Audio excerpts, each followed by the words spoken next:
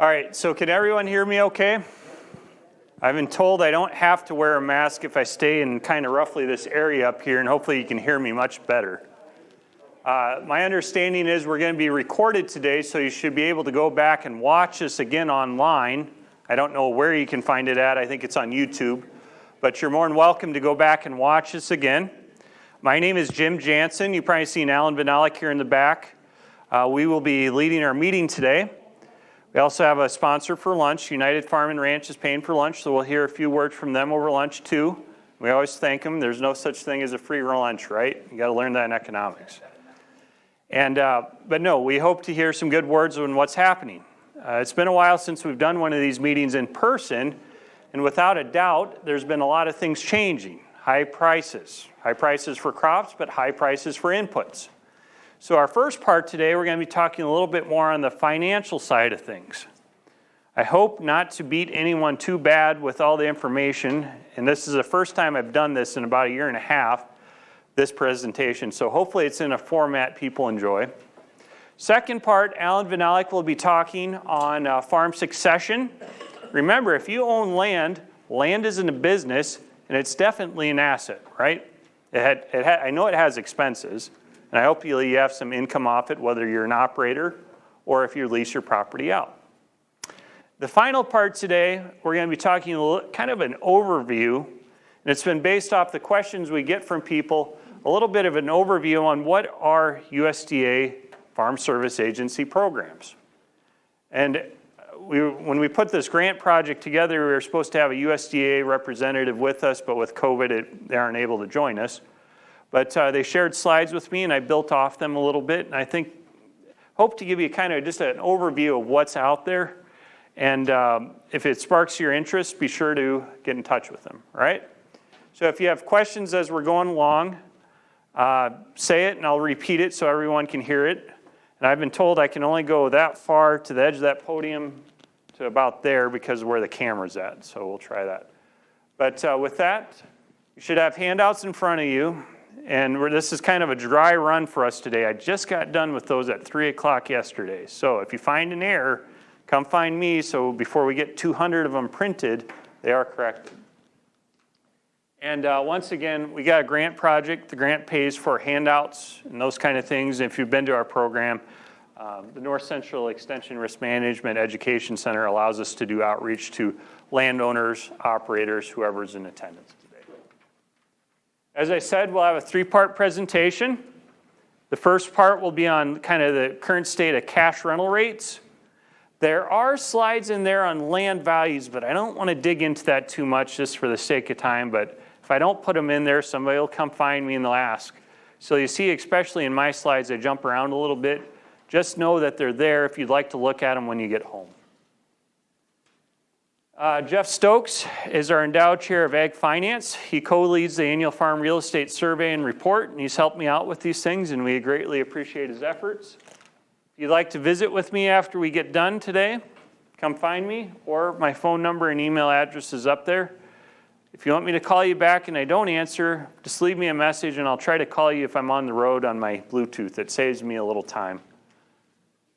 Okay. So some of this, if you've been to these things before, maybe review. And if it's not, welcome to our land management program. So first thing, when it comes to real estate information, everybody's telling me, or they want to know, what is the 2022 cash rental rates, whether they are an operator or tenant, landlord, whatever. Well, if you tell me what the price of corn is, I'll tell you what to do, right? Well, obviously, we don't know what that is. And if I did know what the price of corn was, I wouldn't tell you. I'd go out and speculate and make all kinds of money, and then I wouldn't have to do this stuff. But I don't. It appears things are going to be stable to high, but it also looks like input expenses, unless you had some of those locked down, are a big challenge facing many operators. And I'll highlight that in a few slides. When people ask about 2022 cash rents, cash rental rates are something that, yes, I know you're trying to sign a lease, or you will be shortly here, maybe before March. You got to kind of step back and look where you've been. Because if you're on the bleeding edge, either on the high or the low end, well, that's probably going to influence where things might be headed for 2022. Our survey's been done since 1978, includes farm managers, appraisers, real estate professionals. The second week of March, the second Wednesday in March, is when we release the preliminary estimates. So that'd be related to land values and maybe more importantly, if you're a landlord or a tenant, cash rental rates. And the final report is in June. The final report has a lot of things on like, what percent of land in Nebraska is sold via contract for deed, or a cash sale, or a mortgage? We have a new website now, and just note if you still have our old website in your bookmarks, it'll redirect you to this one, but it's at cap.unl.edu. CAP stands for the Center for Ag Profitability. It's a new group that we have, Allan and I and other people across the state are associated with. Things like crop budgets, livestock budgets. You know, if you're trying to drill down a cash rent and you're a landlord, well, I would challenge you to go look up some crop budgets. It really will open your mind. Sometimes we focus on the income, but you gotta remember that expense sometimes, right? Okay, so the state of Nebraska, how many counties do we have? 93. That's great. We asked this to, I've said this before, if I asked a group of college students this, we've had answers from anywhere from 67 to 113. 90, that's right, 93 counties. We have more irrigated land in this state than anywhere else, and if we had a raise of hands, I'm sure there's a fair number of people here that are either an operator on or rent their ground to someone on irrigated cropland, so that sets us apart, especially when we have drought. We're either number 1 or 2 on cattle on feed, red meat production without a doubt, especially on the beef side and to a lesser extent on swine or hog industry. We raise a lot of meat here. Around 9.8 billion pounds a year, right? You think you eat a lot, well, guess what? A lot of that leaves this state to other states or other countries. So corn, we raise a lot of that. Cattle, what's the third C? It's the only thing that's down this year. Corn prices are up, cattle prices are up, soybean prices are up. Corn huskers, we're down right now on the football side, right? Very good. There's not a correlation between those two, or if there is, it's an inverse, right? Corn prices are up, huskers are down, huskers are up, prices are down. I don't know. Okay, so from that, you'll see on this slide, if you're looking, today we're in Lancaster County, and that is in the East District, okay? If you have a property that's kind of like right on the border, we divide the state into these different regions. They share similar production attributes, and that's why we had that map up there. Okay? So, a little bit. I will talk on one slide. There are different types of land reported in our real estate survey. Dry land, cropland without irrigation potential. Center pivot irrigated cropland. You'll find those in the next series of slides, but if you did a weighted average across all those different types of land, you get what is called the Nebraska Agricultural Average All Land Value. It's taking into account all those different types of land. And remember, when you talk about what something is worth, or when it's worth, I was in a pickup with my dad last night, and we drove by a farm, and he said in whatever year, 1990-something, this farm was worth $148,000 for 160 acres. Was it a good deal? Well, in today's terms it would be, but back then in the 90s when corn prices were below $2 a bushel, it was a different deal. And when we estimated the market value of land, you'll see this is as of February 1, 2021. We'll estimate it once again in February 1, 2022. My speculation will be for 2022, these numbers will be higher again. Now, how much will vary depending on where you're at, but from what the sales appear to be coming in at, things appear to be quite robust. Why is that? Said corn prices are up, cattle prices, okay, corn, yes, we raise pigs in the state, wheat, soybeans, everything appears higher. What else? Interest rates, exactly right. Is money cheap right now? You betcha. And it's one of these reasons we have that I word that I've never really have had to deal with, inflation. So when we talk about what something is worth, we estimated it was up, 5-6% across the state. The entire state was up about 6%. But if we would redo this slide as of December 1, I would suspect it's probably going to be up more than 6%. But we'll have to see what the survey comes in at for 2022. So I annually update this slide, and I liked it. It already reflects that relationship I'm talking about. The value of what we have relates to the value of what we can do. Okay, so in this case, corn prices and land values. Now, the big question for 2022, where are prices headed? Well, I'll tell you, while I really enjoy the nice weather right now, the last time we had really nice weather in December, what's that kind of predictor of? Maybe drought. Maybe not. I don't know. Who knows? They'll probably snow a foot next week after I say that. But drought is always a concern, some years more than others. Trade, without a doubt, I bet everyone in this room has experienced something being higher than it was a year ago at this time because of issues with trade, and trade's very important for our ag products. So I don't know where prices are headed, but I would say things appear to be, in that $5 range is a possibility. And that's definitely better than it was a year and a half ago. But the flip side of that deal is input prices and some of these things. So I pulled a couple different things, and Allan suggested I point this out. And the thing here, on the left-hand slide of the left-hand side of the slide, we have the price of corn. And on the right-hand side, we have the price of soybeans. And they point out on these slides, there's been 3 times in recent years when the price of corn went above $6 or the price of soybeans went above 13. Now, the thing to note is when it hits that high, it doesn't maintain that level forever, right? There's obviously some peaks and valleys in there. And this is kind of the motivation for the later part of my presentation when we talk about how do you adjust a cash rental rate to reflect some of these changes in prices or yields or some of these things. It's called a flex lease. But just know, sometimes while we see these peaks, it can just take one thing in the news and something happens and, down it can go too. So be careful what is an accurate estimate of price for next year when you're talking about these things. The other thing we had here was on, one of our bigger inputs besides seed is also fertilizer. If you have a nice property and you're raising great crop yields, obviously fertilizer expenses are something that people are concerned on. And there's another article I pulled here, and I should probably look into trying to make that left slide a little bit darker color. But we have the price of fertilizer. You'll see on the left-hand side, it just goes way, way up. But more importantly on this slide, you'll see on the right-hand side, you see those lines there. And those lines are for 1034O. It's a type of fertilizer.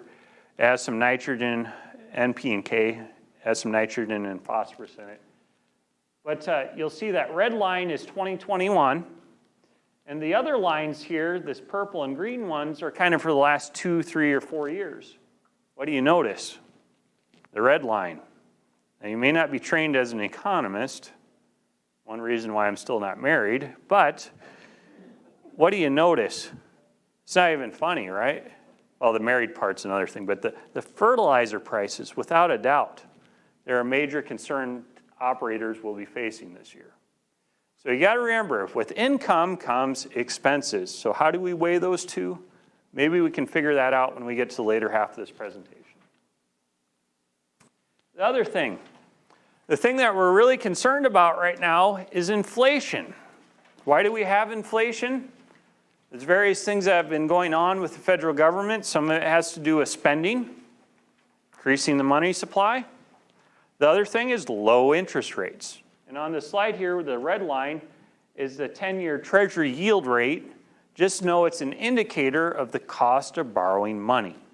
Now, I'm not suggesting people are borrowing 10-year loans at 1.5% or 1% interest, but just know the cost of borrowing right now is very, very low. And if you noticed in the news within the last day or two, the Federal Reserve, the chairman for the Federal Reserve made a comment about some of the things the Federal Reserve is going to be tapering back doing. It has to do with buying bonds. And what that basically, why the Federal Reserve is going out and buying bonds is to drive that interest rate lower.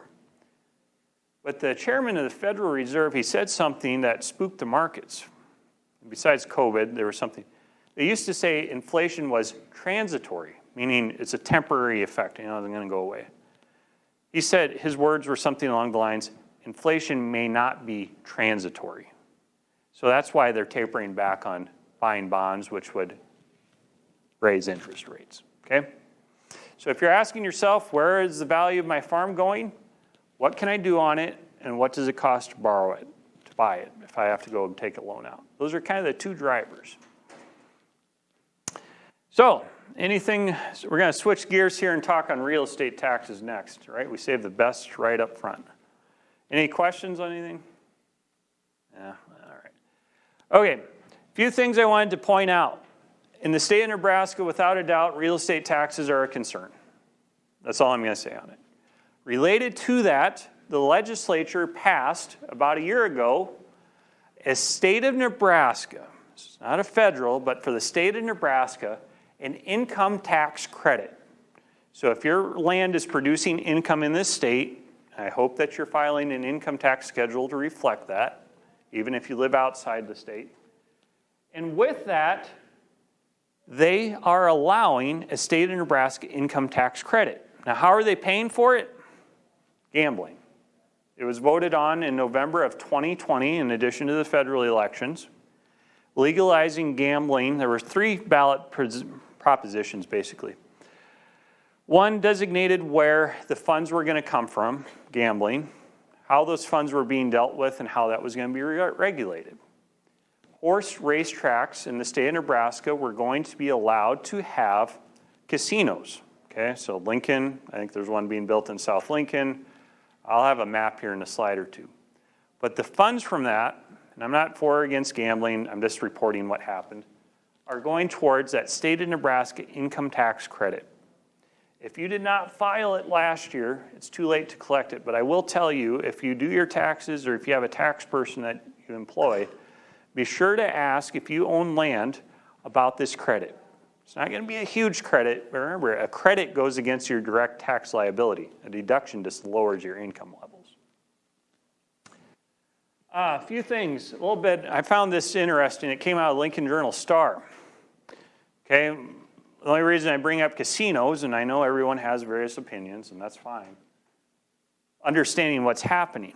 Well, currently in the state of Nebraska, the second bullet point there, we have 6, and I highlighted them, 6 locations scattered across the state where we have existing horse racetrack facilities. Well, what's the old saying, if you build it, they will come?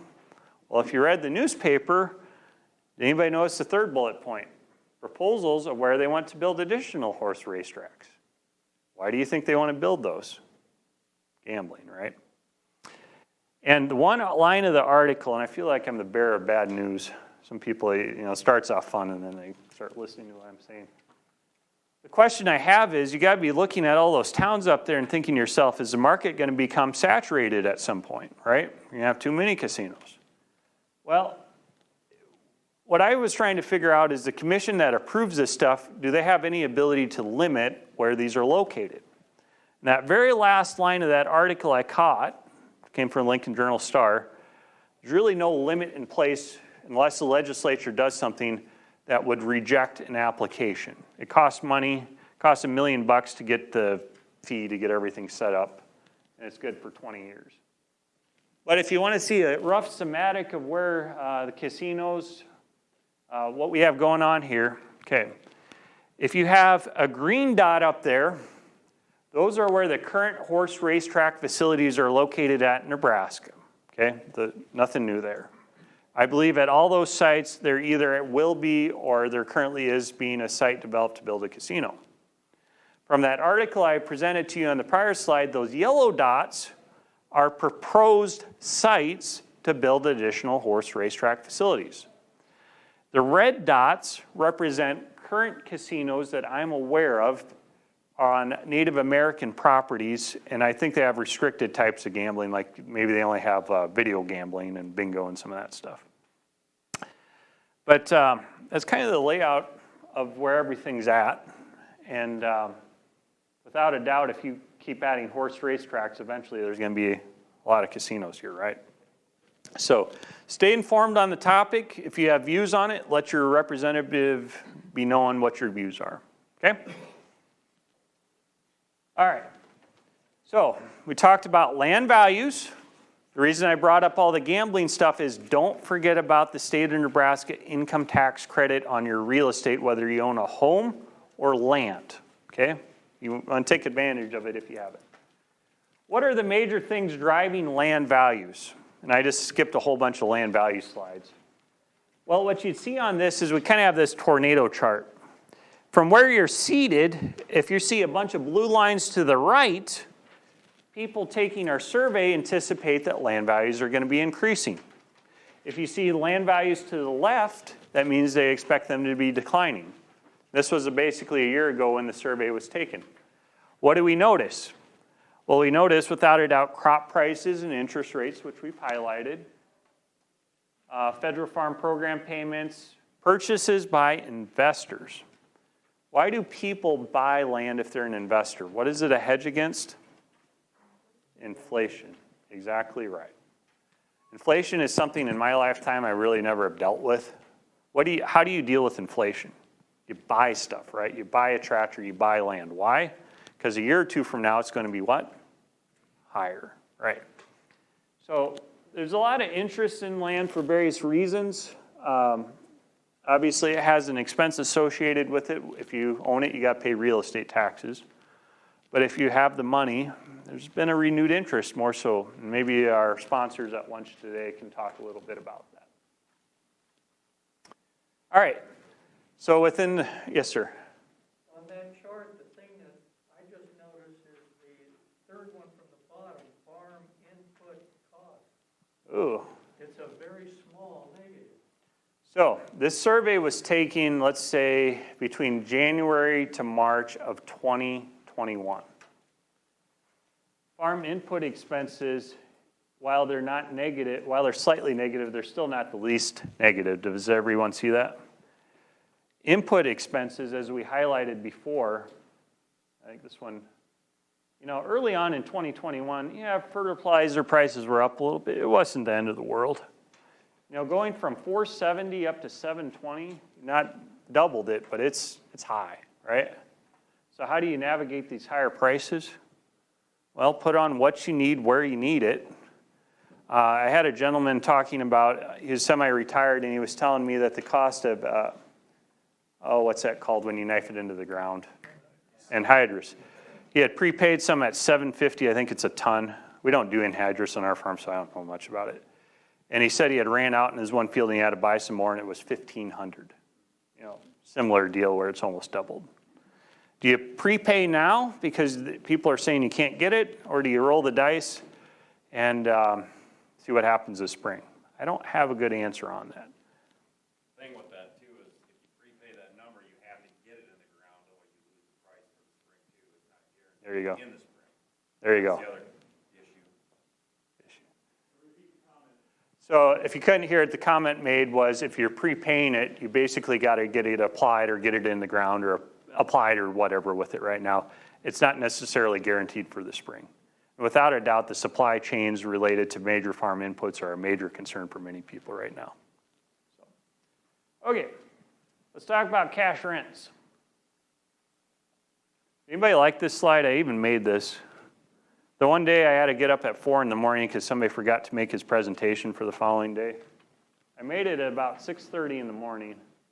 I think it really does kind of give a little justice to kind of show where things are at. All right. Okay, switching over to cash rents. So how are we going to approach cash rental rates today? We're going to start at a regional level, okay? Not necessarily your farm. By the end of my presentation, we'll be driving it down to the farm. How do I figure out a cash rental rate for 2022? You tell me the price, I'll give you some ideas. Well, first thing, what do we notice? Well, across the state of Nebraska, last spring when the survey was taken, I would challenge each and every one of you, if you're an operator or a landlord, how do your numbers on your farm fall into some of these regional or county level averages? Because depending on where you're at in that, it's probably going to influence maybe where things are headed in the future. So the first slide we had was the average cash rental rate by region of the state, okay? In addition to the average, we have what is called HAL. HAL stands for the high third grade. It's really the high third average, low grade or the low third average, and an average of all the responses. All right? Everybody kind of follow on that? Average of the high third, average of all the responses, average of the low third. We don't say for the average of the high third that your field has to produce so many bushel of some crop or anything. It's just simply what do they estimate the upper third is. What do we see across the state? Well, obviously, eastern Nebraska, especially the east and northeast, tends to have higher cash rents. Okay. Farther west you go, it probably relates mainly to rainfall and the type of soil. Okay. Anything else stick out to people? Why does northeast Nebraska have the highest cash rents? Any ideas? You bet. Cumming County, cattle on feed. A good place to live if you're a vegan. Anything else? Ethanol. So it's the pinnacle of ethanol, distiller byproducts going to cattle. Anything else? I'm one of them. Anybody know what it is? Germans. There's a lot of them. Al will tell his stories. They're stubborn, set in their ways, and they're going to fight over land just like they fight over the same significant other from high school. Like, he tells a story on that better than I do. But a lot of storied operations, right? You can't move, hey, I just bought this quarter, I'm going to move it in by my farm. Well, there's a little interaction. Market competitiveness is what you might term it. So, all right. Everything I've highlighted so far has come from the University of Nebraska-Lincoln Annual Farm Real Estate Survey and Report. Okay? There's another source of cash rental rate information. The second source of cash rental rate information comes from a group called the USDA. The USDA has a division referred to as NASS. NASS stands for the National Agricultural Statistics Service. And with NASS, they have an office right here in town. It's on O Street, big concrete building. It's a federal building, I believe, for the state of Nebraska. And they do a survey. Their survey is not necessarily done every year, but they did do it in 2021. And I give the link down there. Everybody always asks me after this meeting's over in a year from now, where do I find this stuff? Save that link. If you don't do the computer thing, find somebody that does and say, hey, can you go check this out for me? Go to your local public library. That's a good place. Their survey is done later in the growing year. It's done of actual farmers instead of kind of the industry people the university highlights. And their map typically comes out the second week in September. Okay? So, before you start squinting and cussing at me because you can't see what's in your handout, mark where you're at, and if you go towards the back end of it, you'll find what's on the slide up here right now. You'll actually get a full page blowing out back there, okay? I know how this goes. It's really hard to find it. I don't know the exact page number. Clear, it's way, way, way in the back. Page 40, somebody said, kind of back in that area.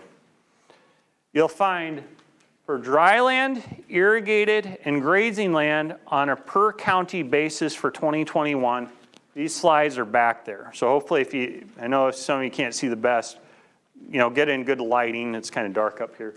Get in good lighting and you can take this in. A few things to note from their survey. If you're in a county up there, if your property's in a county that's in white, either there wasn't enough people that responded, or you're in an area such as, say, the Sandhills, right? Those 4 little counties below Cherry County out there, where there's not a lot of that type of land. Obviously, in the Sandhills, there may be some cropland, but not very extensively relative to the grazing land. Their survey is done on a per county basis, and I say this might be a good cookie cutter. What I mean by that is you can get some ideas on how cash rental rates vary around in a region. Okay, you got Cedar County at 213, Madison County at 189, Antelope at 134. Well, if you hold on a second and go back here, it almost says to me that you can kind of gain some understanding depending on what area you're in, what district you're in. Where does your county kind of fall in? Is it in the upper third, lower third, or somewhere in between that? Okay. Remember, this gets updated again in March of 2022. This slide, and I don't know if they're doing the survey again for 2022, but at the earliest it'd be published again in September of 2022. Okay? So let's talk about cropland for a second. We just covered dryland cropland. What influences cropland rental rates? I was joking about market competitiveness. location relative to confined animal feeding facility, a feedlot, quality of the soil, how much slope does it have, prices of the crops. I'm sure everyone in this room can tell me very unique things about their ground, and that's great. What about irrigated cropland? What influences irrigated cropland rental rates? Anything? Water availability, water quality. Is it really rusty stuff? Who's responsible, landlord or tenant, for maintaining the irrigation system? Depends. There's a better answer. It is who? The other party. Remember that, right? It's always the other person. Who is responsible? Well, my spouse was, right? More likely the person that has a skill set, time, ability. In the last 6 months, I've been a little bit surprised to see, or I've had several, especially when I was out doing soybean management field days, several operators were cutting back, semi-retiring. The one guy was very adamant that he would, the former operator on the ground, I want to take care of my pivots and I want to turn them on, but I want to rent it out. Can I do that? It's your land. You can do whatever you want to do. And if you're willing to do that because the pivot's right across the road from your house and you want to keep an eye on things, great. You can even put it in a lease if you only want to use green tractors instead of red ones, or you want blue tractors. Now you got to find somebody that actually agrees to that and actually adheres to it, but you can put whatever you want in a lease. Remember, if you're an operator agreeing to this, or if you're a landlord requesting it, anytime you put a provision in the lease, some people will agree and they'll actually do it. Some people, oh sure, I'll do it. And there you go. I have a friend that lives in an apartment on the first floor, and then they live on second floor. Their fire alarm was going off at 5:30 on Monday morning. They thought there was a fire. Well, the people below them, it was really cold that morning, they were smoking inside. The lease says no smoking in the apartment, but they didn't care. Well, they also got kicked out the following Tuesday for doing that. You got to find and adhere, and this is kind of the motivation for Allan's talk on communication. So, irrigated cash rental rates. The USDA as well as UNL assume that the landlord or the landlord entity owns the entire irrigation system, pivot, pump, power unit. If one of those things are owned by the tenant, or if the tenant is providing that, you'd probably discount the cash rent to reflect that.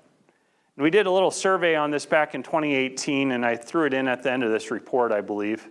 You can take a look at it. It was a Cornhusker that we wrote back then. So, all right, the average breakdown here, in the 300s to high 200s here in eastern Nebraska, western part of the state. It seems like things were up for 2021. Well, without a doubt, quality of the water. Is your local water regulator limit, okay, you can only put on 5 inches instead of 8 inches this year. Quality of the irrigation system. Do you have an irrigation system that from here in Lincoln, you could power that thing up with one of these things or a computer? Or do you have something like the car I drive for work? I have my good pickup and then I have my car.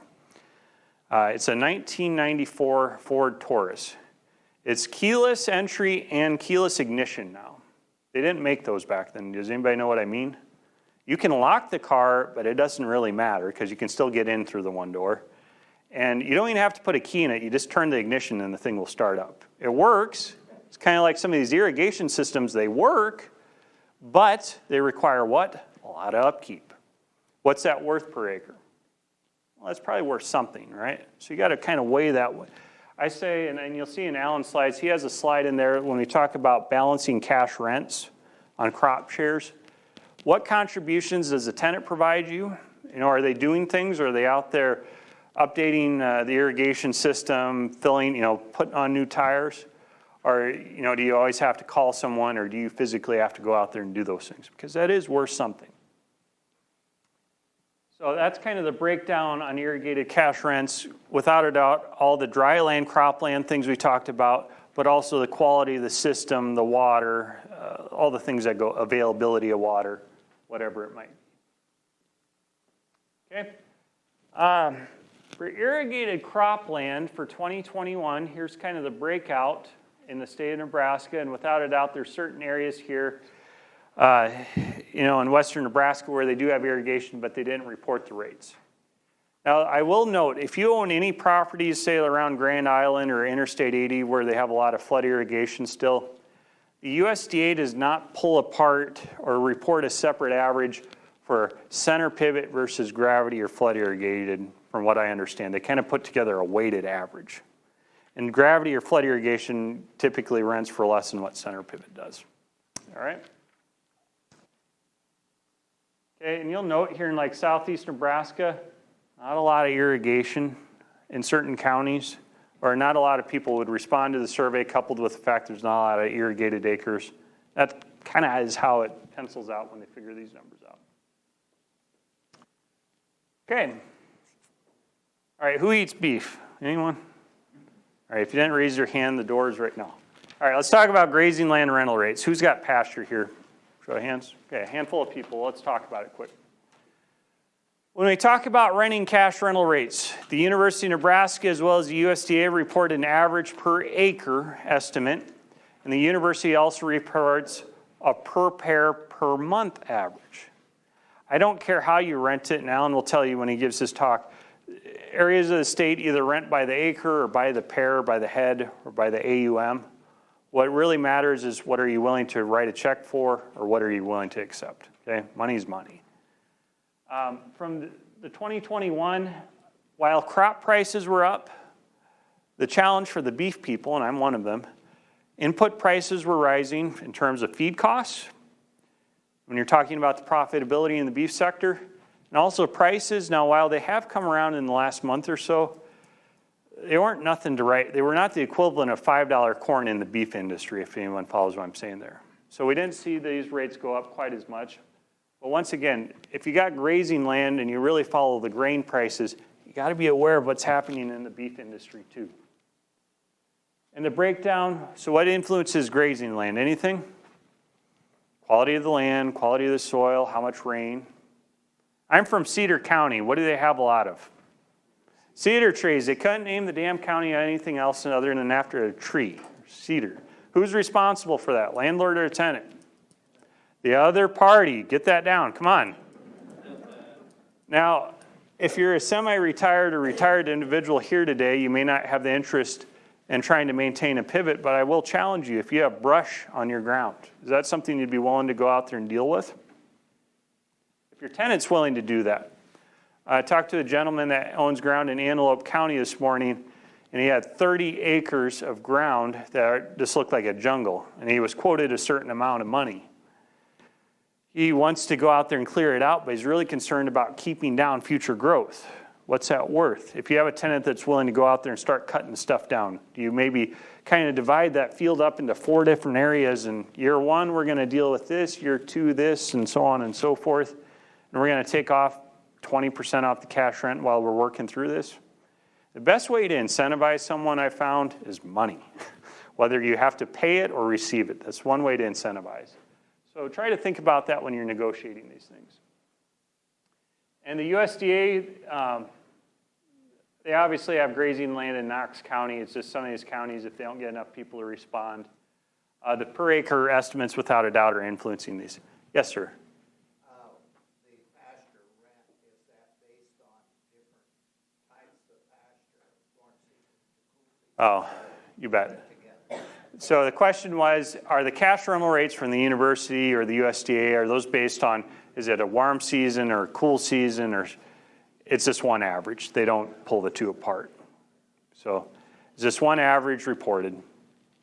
Is there any estimate or anything on the difference? What county is your ground in? Lancaster. Okay. Out in the Sandhills, there's a group called, I think it's the Sandhills Grazing Association. You can find some differences out there. If you're a member of their group, they do a little internal survey. I haven't ever seen anything for Lancaster County, though. So, all right. Cow-calf pair rates. I just want to drive this through. I always get at least one question a month on this. 1 cow, 1 calf for 1 month during the summer grazing season. The average rate, for example, in the East District was $55.20 a pair. 1 cow, 1 calf, 1 month. If you're grazing for 5 months, you take 55 times 5, and that's a little over 250. Things that are also negotiable, water sources. If you have an annual water hookup out there, is the landlord paying that or is the tenant paying it? There's nothing set in stone. It's, who's willing to pay for what. Weed control, cedar trees, brushes, spray. All this stuff is negotiable. If you know you have a problem, just don't, it looks like that's a problem, keep on driving. Come up with a management plan. If you can do it, great. If your tenant's willing to help out with it, great too. Just try to figure out something that's equitable, okay? All right. So we're going to switch gears here. Anything on the cash rental rates? I know we've covered a lot of ground, and hopefully I'm pacing myself okay. Anything? All right. So without a doubt, I hopefully have driven through the point that cash rental rates for 2022, they might be up. Hopefully the other side of the coin that you're seeing is input expenses. Inputs for raising crops. I don't care if you're a cattle feeder, without a doubt, price of corn, whatever you're using for a feed stuff is going to be higher. How can I account in my lease? How can I make an adjustment in my lease to account for that? Any ideas? This is where this topic comes in. And there's going to be some numbers in here. So we always front load this workshop with the really nitty gritty, and then Al brings you back to reality with some topics that are a little bit more friendly, and then I'll tie it together at the end. So when we talk about a flex lease, the first thing you're going to find is there's no uniform standard on what is a flex lease. Talk to people in Iowa versus how they might design one out in western Nebraska, it's going to be two different things. And a prior colleague of ours put this together, but if anyone here participates in a crop share, you are already doing a flex lease. And what I mean by that is you're sharing in the risk, you're sharing in the production, you're sharing in any income or expenses. A flex lease right here in the center, there's a multitude of ways. The basic idea is you're going to let the cash rental rates vary based on some factor. How it might vary might be based on price, yield, maybe crop revenue. You can do a flex lease for grazing land. You could base it off of cattle prices or how many grazing days.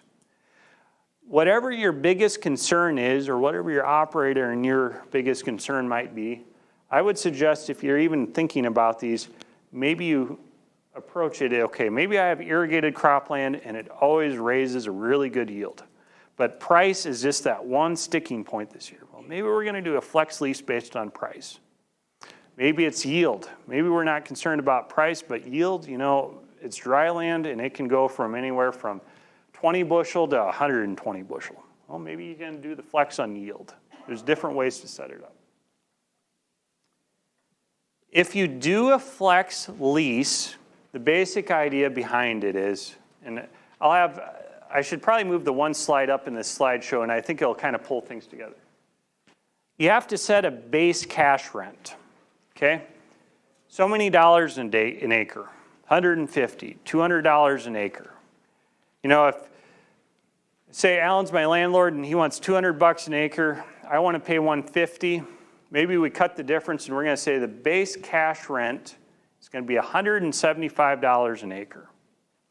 Now, there's different ways to figure out a cash rent, and that'll kind of pull all our slides together here at the very end. But if you're trying to kind of pull a range, what's the landlord really want? What's the tenant really want? Maybe you pick the middle number between that. The basic idea behind that flex lease is from that $175 an acre cash rent, we're going to let it go up or down. That's a true flex if you let it go up or down based on some factor. If prices are better, if crop yields are better, we're going to pay more cash rent. If COVID flares up again and the price of corn drops to $4.25 a bushel instead of $5.25, we are going to pay less cash rent. I, as an operator, would pay less cash rent because we have less crop revenue. That's just the basic idea. And if you do a flex lease, you have to set up a flex where you have a maximum. Okay, let's say the price of corn spirals out of control and it goes to $9 a bushel. Well, even if it is $9 a bushel, not very many people are probably going to sell it for $9 a bushel. You have to put in an upper limit. And I think the next slide will probably tie this together. The other side of the deal. Let's say you're a field of corn. The field gets hailed out. Absolutely no yield out there whatsoever. Should that tenant pay $0 in cash rent? Well, obviously they get access to crop insurance, and there's ways with crop insurance to cover a certain degree of risk. With that, you need to have that downside. You need to have that minimum, okay? I think this slide will make a little bit more sense here. So we have a situation, the landlord really wanted $230 an acre, and the tenant really wanted to pay $170. I just picked nice numbers, right? The maximum rent in this example, flex lease, is going to be $230. So they initially agree that the base is $200, and if something really good happens, they're going to allow the cash rent to go up to $230, and if something not so good happens, the minimum is going to be $170. So does this kind of pull things together a little bit for people? Starting to see some crossed arms.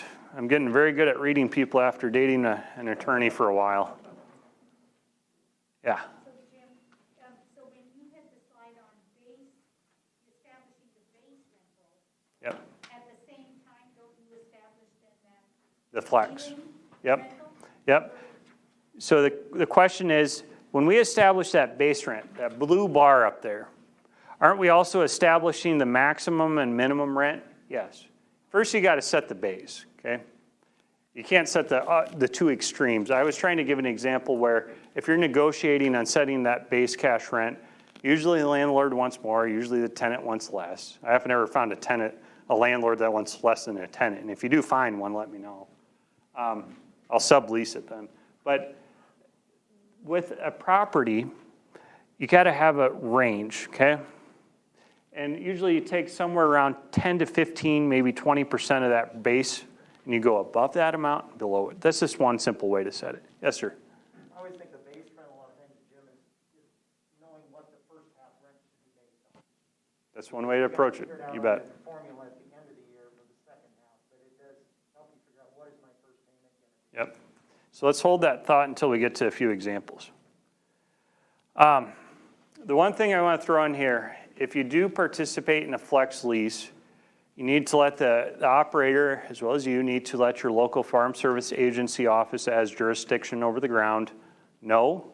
They're not going to approve. They're not going to baptize the lease. They just need to be aware of it. And there's certain requirements they have as part of it that they have to, basically it has to be set up in a way that the operator will still have risk, okay?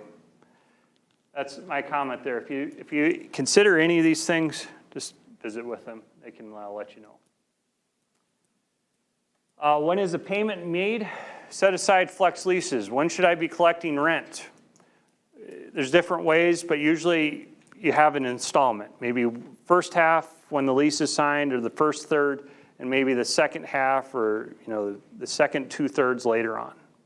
If you do a flex lease, you can request a portion of it up front, and based on that flex, depending on how that's settled up, the final payment or two may reflect that, okay?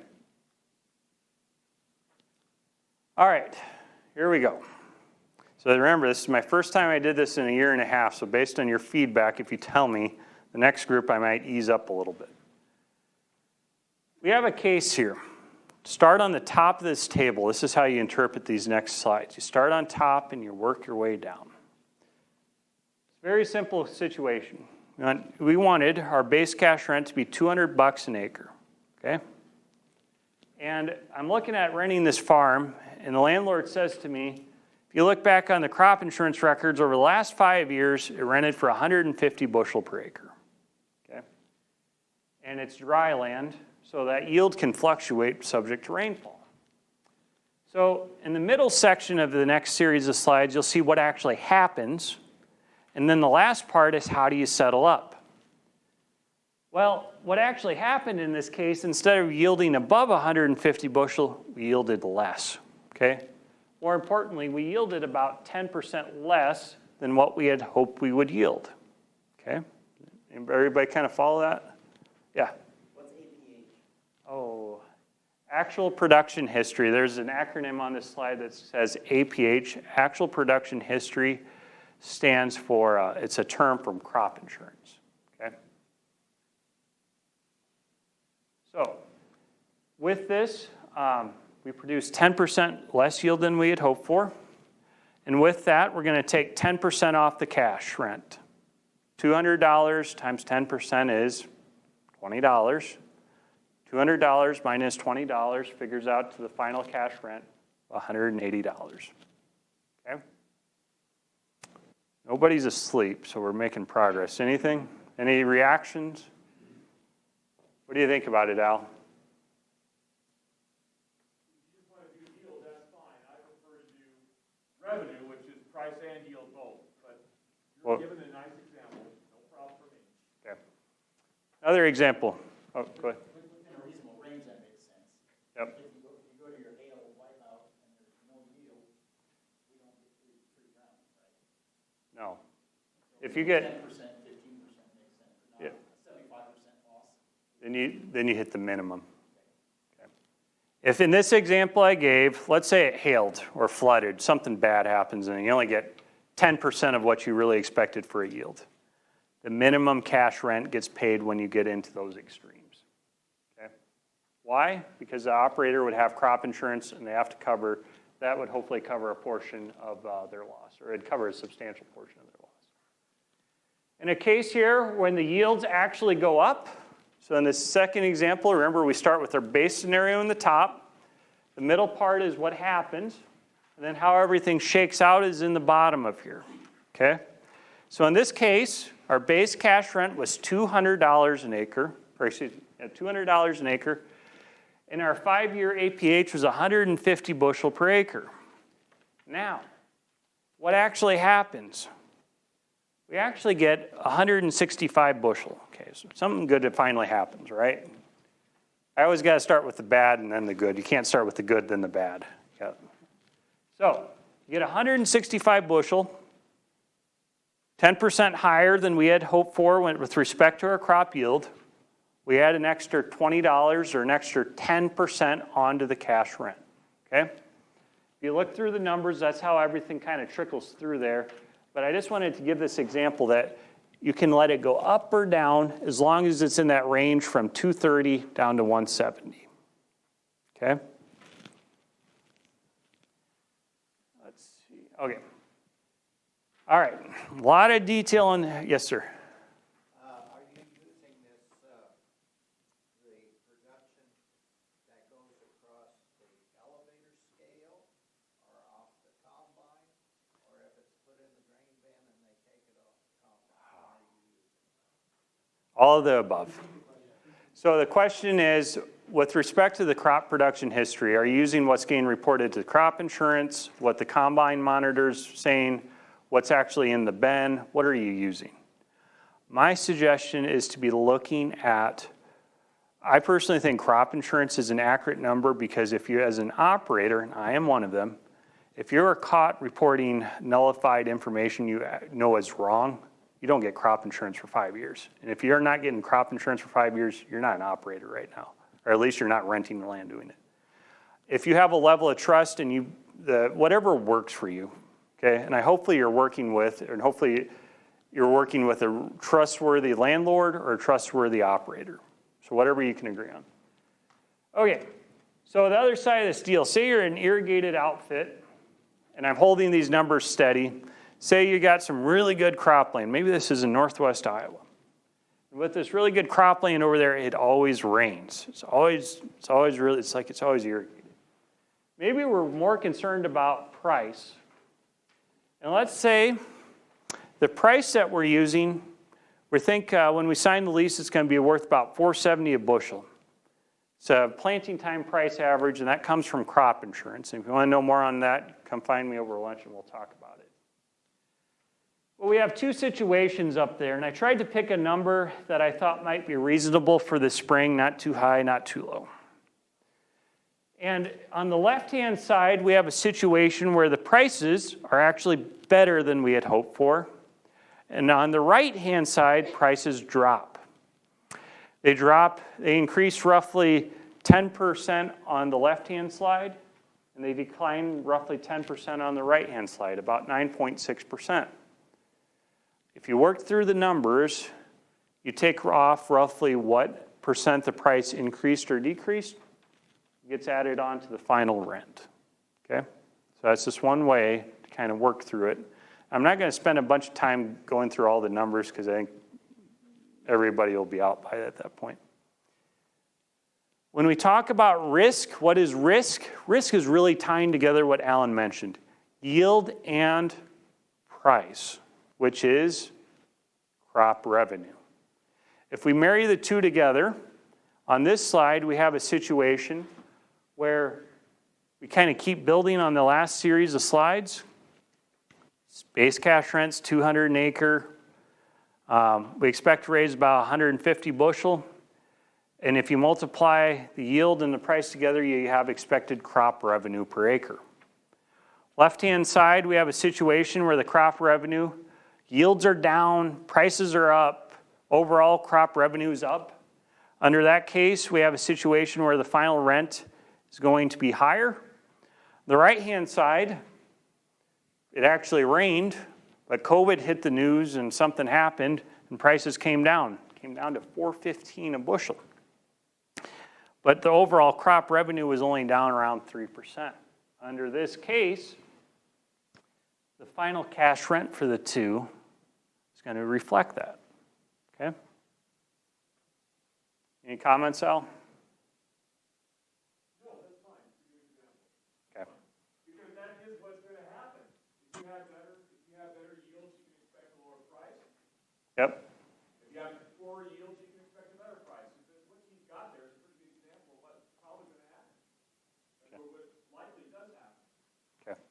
See, I actually do listen to Al. He gets after me, so I got to try to. All right. You got questions? You come find Al or I. He can walk you through these two. All right. I want to talk. So let's review what we talked on. We talked on land values, cash rents, real estate taxes, flex leases. I know that's a lot to take in, but remember, you get a free lunch. There is no free lunch, right? Final thing. I'm debating if I should have this moved up before or after the flex lease, and I'm not sure where it should be at. If you're trying to figure out a cash lease, what should be the cash rent? Set aside the flex lease. That's a nice idea. I nod yes, smile, make Jim feel good. But I really want to figure out cash rents for 2022. Here are some ideas. 3 different ways to estimate cash rents. First idea.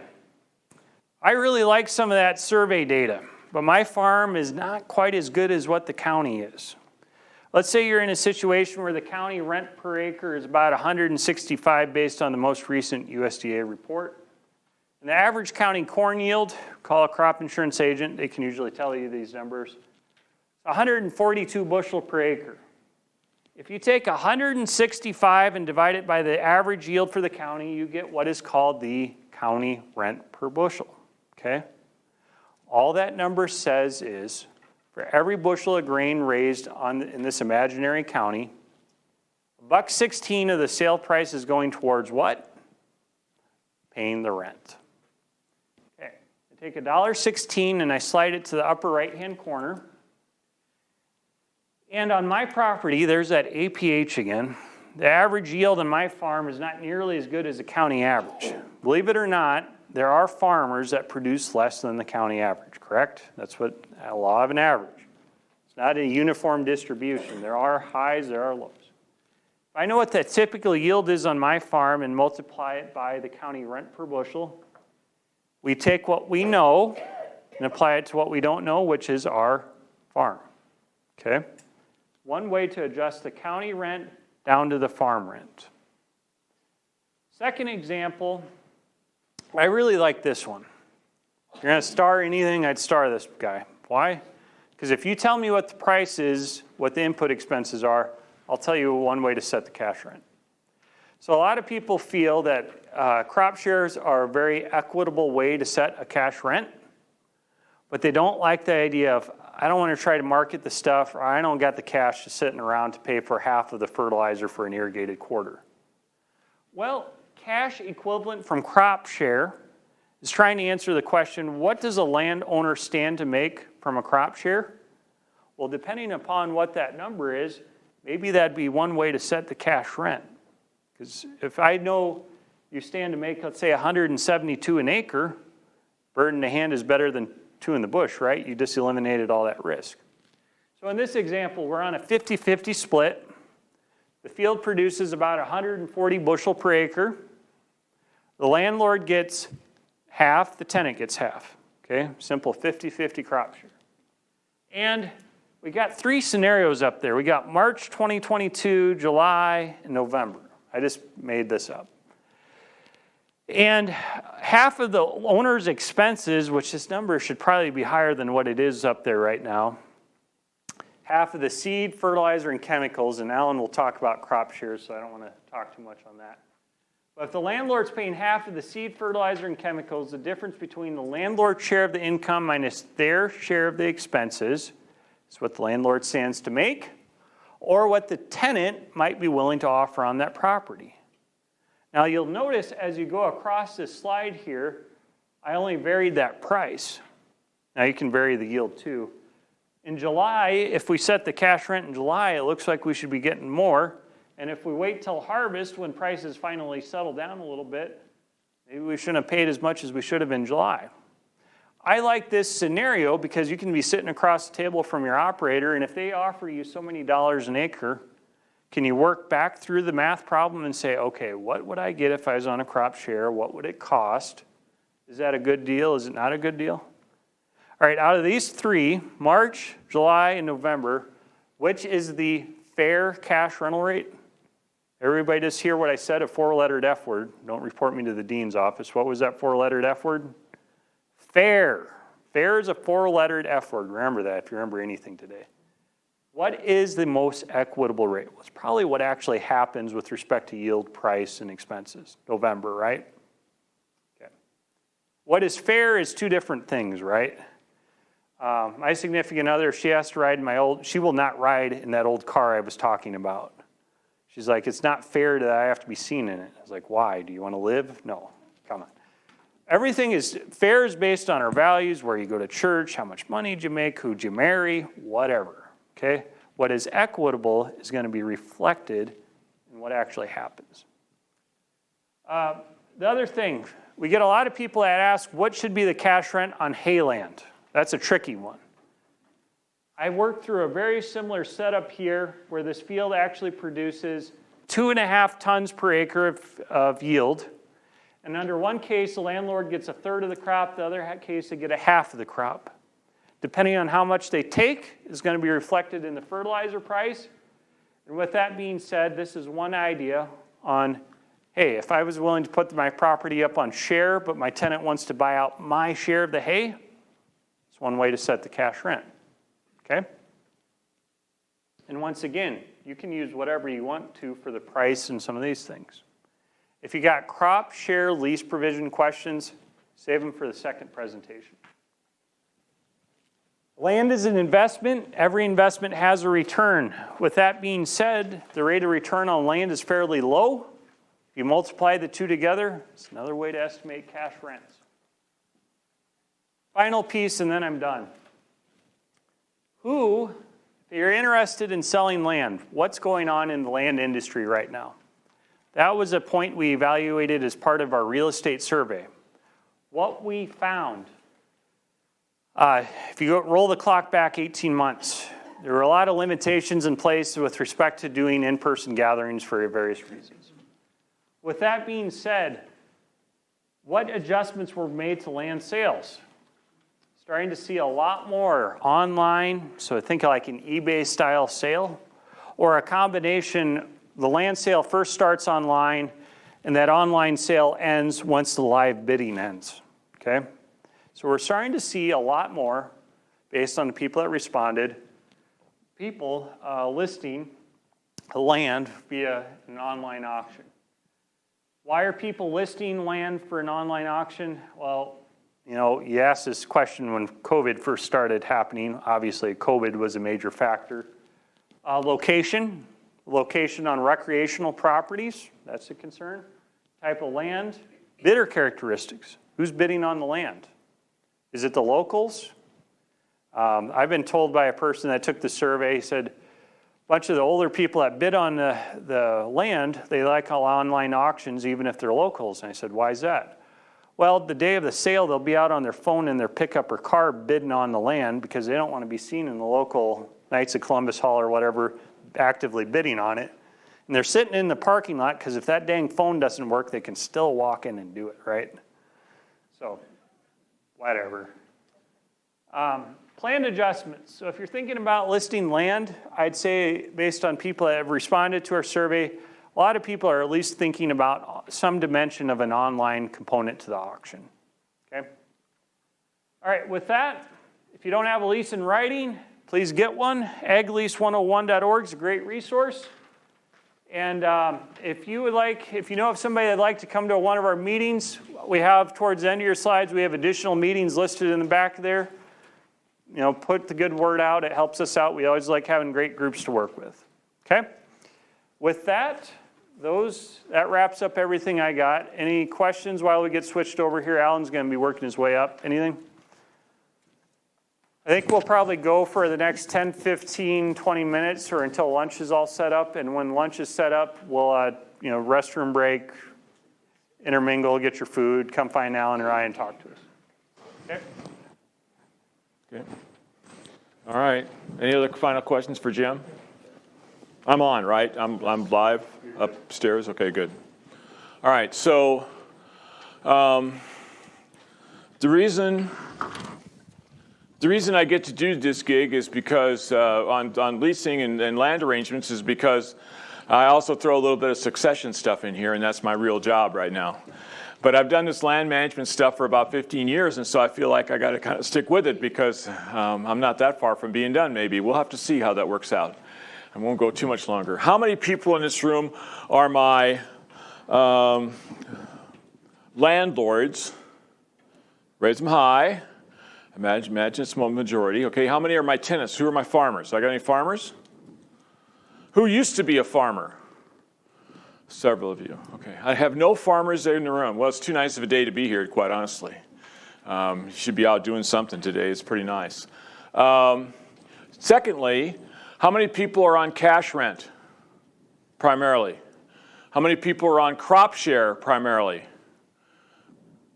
Okay, about 1/3. Well, a little less than 3/4 on cash rent, 1/3, 1/4 on crop share. Okay, that gives me an idea who I'm working with. Thank you. This is my contact information. I'm in Philly Hall on East Campus. That's my email address. That's my office phone number. And so like today, I'm not in the office. And so therefore, just call that number, leave a message. It comes to my email. So if it comes on my phone or it'll come on my computer, and I'll get you called back, usually within 24 hours. Not always, but usually within 24 hours. So I'll do the best I can. But that's how you get a hold of me. Okay. First comments are about succession. I think if I do this right, we'll be at lunchtime then. If Jim's going to be monitoring the food, and when it's here, we'll stop. Don't worry about that. We'll stop. The food will be hot. All right. I'm not trying to give you actual estate planning here. I'm not a lawyer. I'm not smart enough to be a lawyer. I don't want to be a lawyer. But we're trying to get you to think about things a little bit. And hopefully the pandemic is giving you even more motivation to get a plan put together because it sure has scared some people, obviously. So the main thing is have a plan. About half the farmers that I've talked to, I don't have an official data set on this. All I do is talk to people that work with farmers, like the ag bankers and the ag loan officers and other professionals, lawyers. And I say about half have a succession plan. They go, no, it's not quite half. Just over half probably do not have succession plans. And I'm wondering about this room. Do you have an updated, new, brand new, spanking, up-to-date succession plan or not? I'm not going to ask you to show your hands, but think about that carefully. The bottom line is farmers don't ever plan to retire, so they don't want to think about a succession plan. They really don't. And the reason they don't want to retire is because they have a hard time giving up control. Control's a big issue for us baby boomers. We love to have the control. And giving up that control is scary to us because some of these, snot-nosed, wet-behind-the-ear kids haven't paid their dues yet. They don't really know what's going on. They don't really know how to do this. And so we don't want to give up control. And obviously, they don't, but most of us just worked all our life and really don't have other things that we do. I don't necessarily have another hobby besides trying to play golf, and I can't do that all 12 months a year in Nebraska. And so why would I quit? Because I don't know what else I do. I don't do woodworking necessarily. I don't do a bunch of other stuff. So I don't fish, hunt, that sort of thing. I might as well just keep working. And that's the way the farmers are thinking about this too. And our newer equipment, especially stuff that has GPS guidance and that sort of things, makes it easier to continue.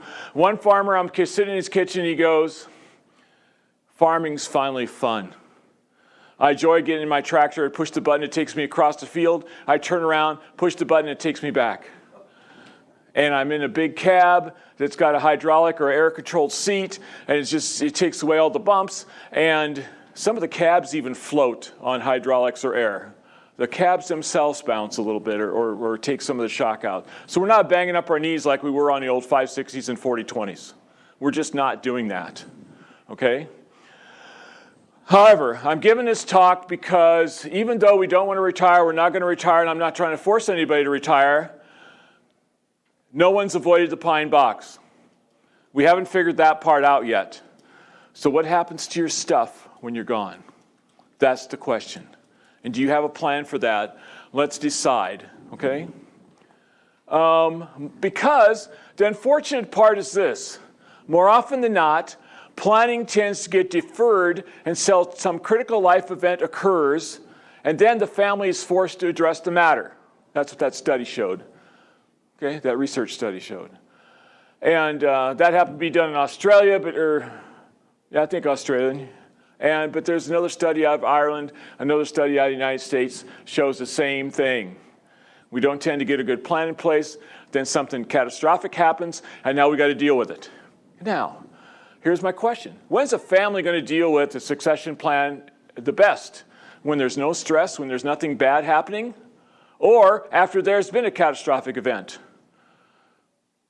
I'm saying you do better if you got it done before there's a problem, before there's stress in the family, before you have this awful thing that's happened, somebody die from COVID, or somebody roll over in a tractor, or somebody getting a terrible disease. Before we have that stress in our life, that's when we should put the plan together and make sure it's correct.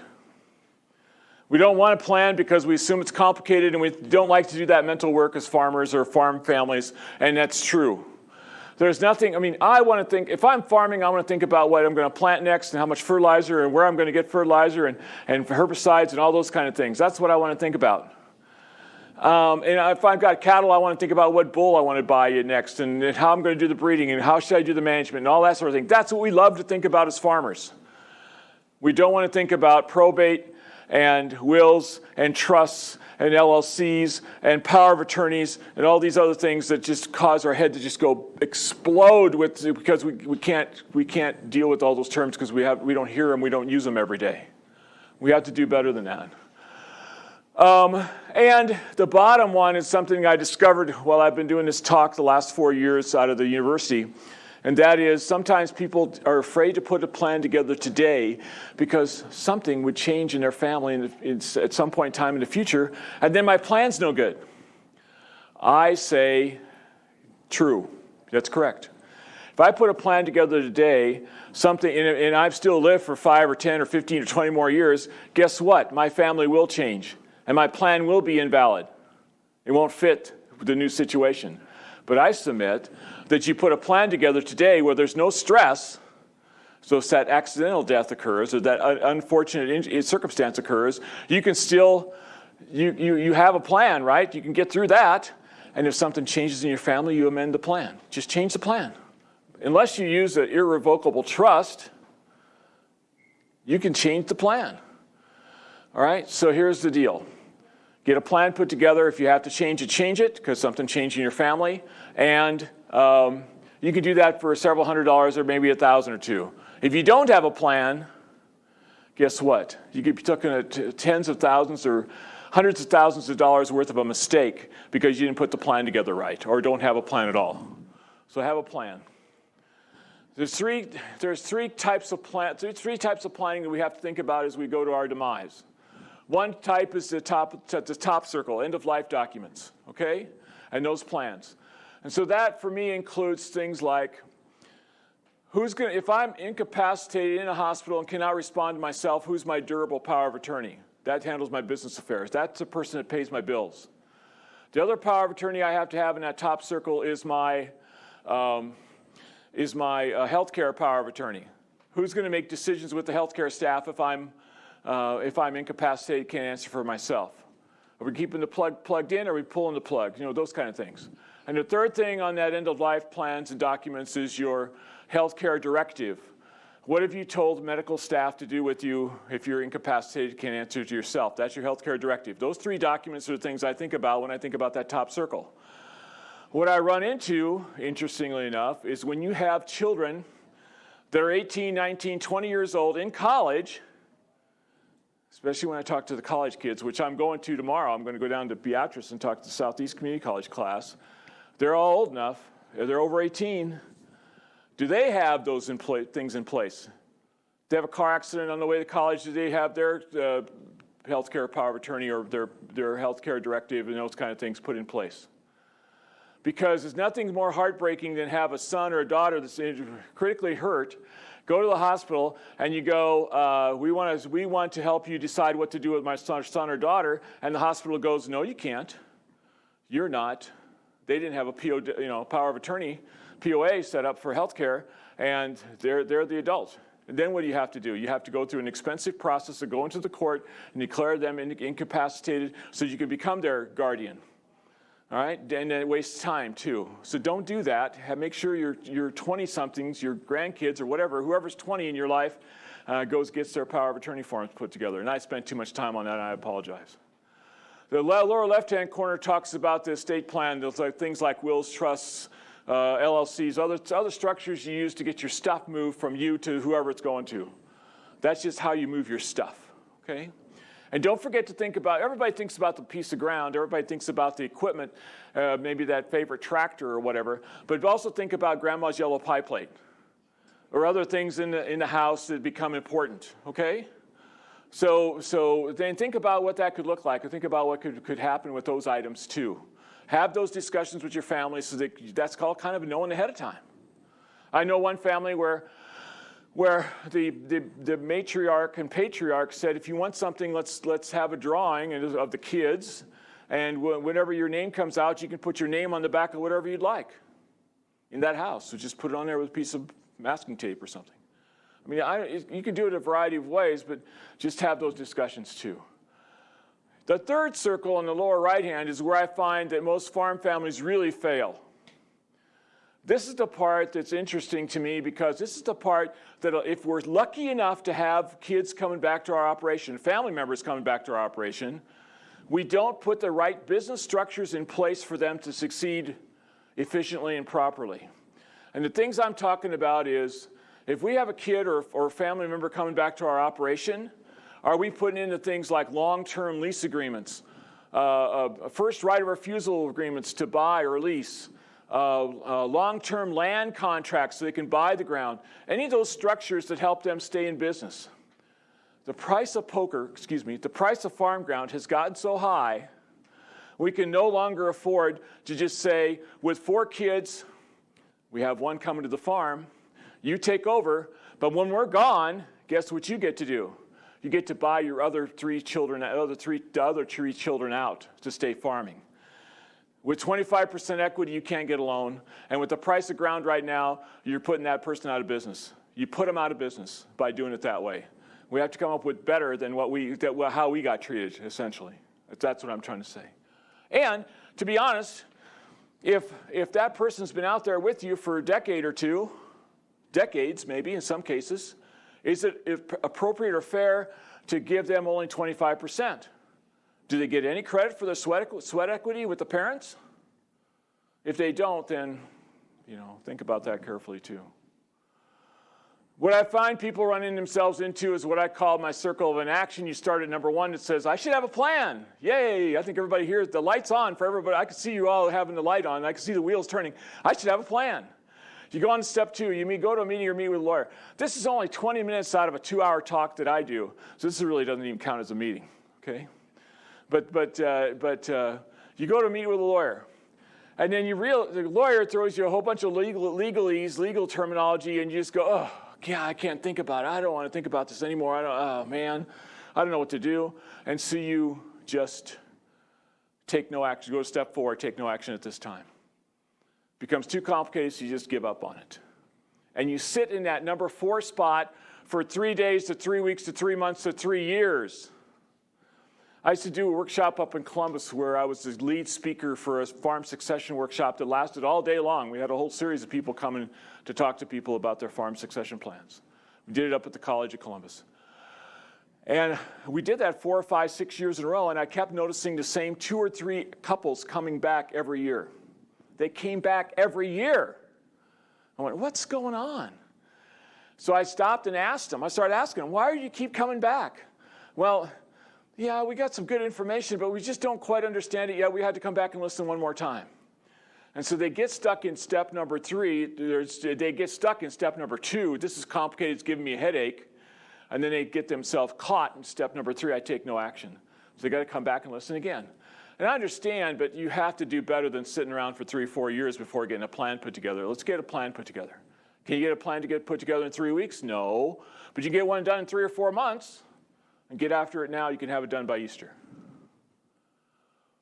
So ideally, you're going to have a plan. Hopefully, there's not been a catastrophic event. I go to a meeting or meet with a lawyer. I get the family together to explore the options to find out who's interested in what. That's what you need to do. The family meeting should have no decision making. It should be for input only. I want to feel like I'm a member of family. What's my input on this? The family should be for input only. A family meeting. And they tell you what they want to do. And then the matriarch or patriarch, whoever's in charge of the gold, the people in charge, they make the decisions. You get options picked, get a succession plan put together, developed, signed. Congratulations. And then the last step doesn't happen right away, but it keeps happening. You review that succession plan every time something changes in your life. And if you need to change something, you change it. Again, cheaper than the alternative of not having a plan. No plan leads to chaos in many situations, and it causes greed among family members. It's a sad thing. Greed's a powerful negative emotion that screws people up because they can't get by the almighty dollar. It's a sad thing to watch. It splits families, and if you don't have a plan and you think you are not treating people the way they think they ought to be treated, they will behave exactly like the monkeys in the next video. I'm going to show you a video right now, but here's the monkeys. Here's what that video says. They took 2 monkeys side by side, and they asked them to perform a task. The task was, if we hand you a rock, monkey, then you take it and look at it and hand it back to us, we'll give you a piece of cucumber. And the monkeys were happy to eat cucumber all day long. As long as they did perform the task, which is handing the people a rock, if they got a piece of cucumber, they were happy.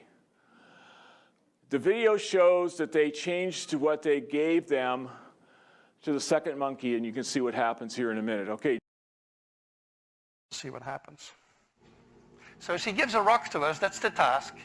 And we give her a piece of cucumber and she eats it. The other one needs to give a rock to us. And that's what she does. And she gets a grape. And she eats it. The other one sees that. She gives a rock to us now, gets again cucumber.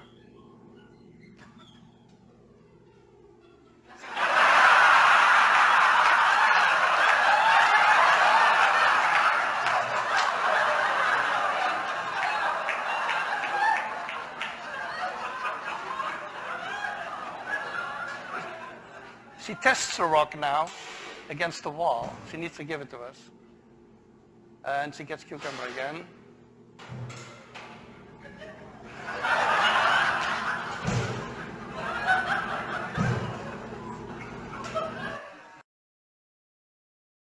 There's a perception that you're not being fair, they'll behave exactly like those monkeys.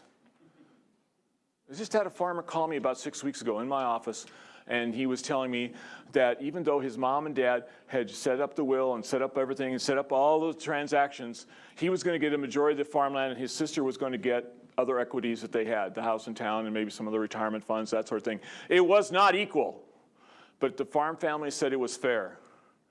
And guess what the sister's going to do? She's challenging the whole thing in court because she just didn't know what was going to happen. And she wasn't told about why. And you just have to make sure people understand. And guess what? If it goes to court, who wins? Lawyers. The lawyers.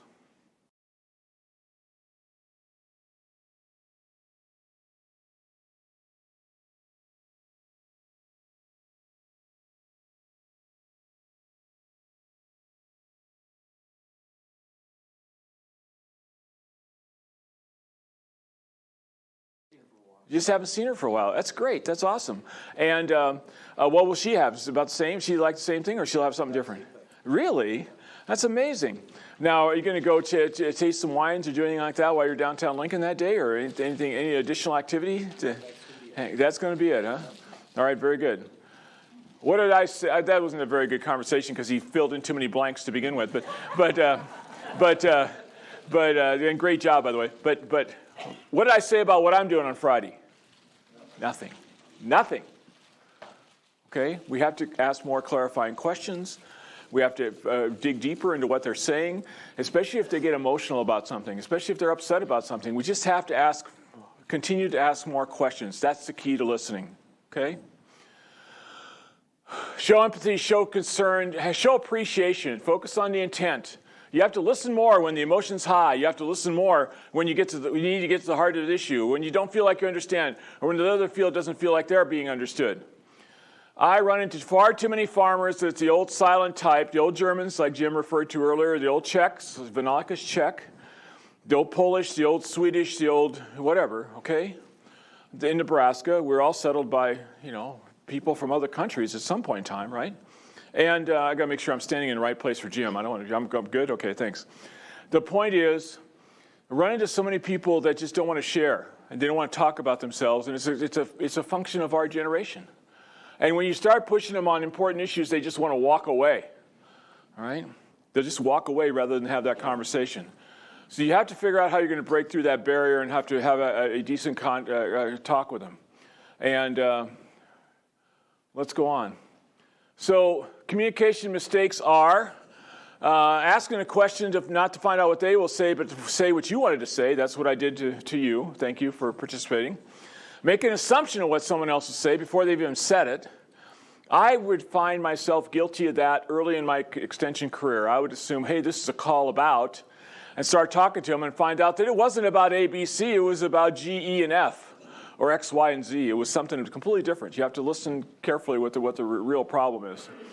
And then another mistake we make is we don't listen to them and ask clarifying questions about what they've said. We listen to them thinking about what we want to say next. As soon as they quit talking, this is what I'm going to say. This is what I'm going to throw in. Bad mistake. Listen to them first, ask a clarifying question, and see how that goes. The other mistake we make is we try to fix an issue without being asked. We hear them talking about a problem they're having, and we come up with solutions, but you haven't been asked for a solution.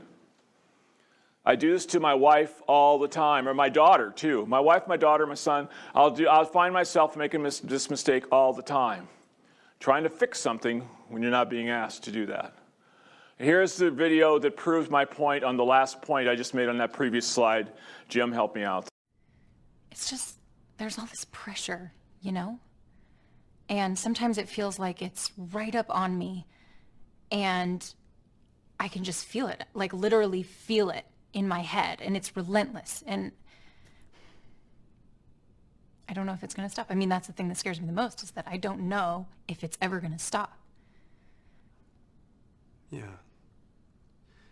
Well, you do have a nail in your head. It is not about the nail. Are you sure? Because, I'll bet if we got that out of there... Stop trying to fix it. No, I'm not trying to fix it. I'm just pointing out that maybe the nail is causing... You always do this. You always try to fix things when what I really need is for you to just listen. No, see, I don't think that is what you need. I think what you need is to get the nail See, you're out. not even listening now. Okay, fine. I will listen. Fine. It's just...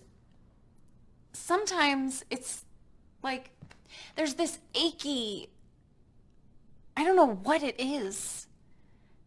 And I'm not sleeping very well at all. And all my sweaters are snagged. All of them. That sounds really hard. It is. Thank you. Ow! Come on, if you would just... Don't.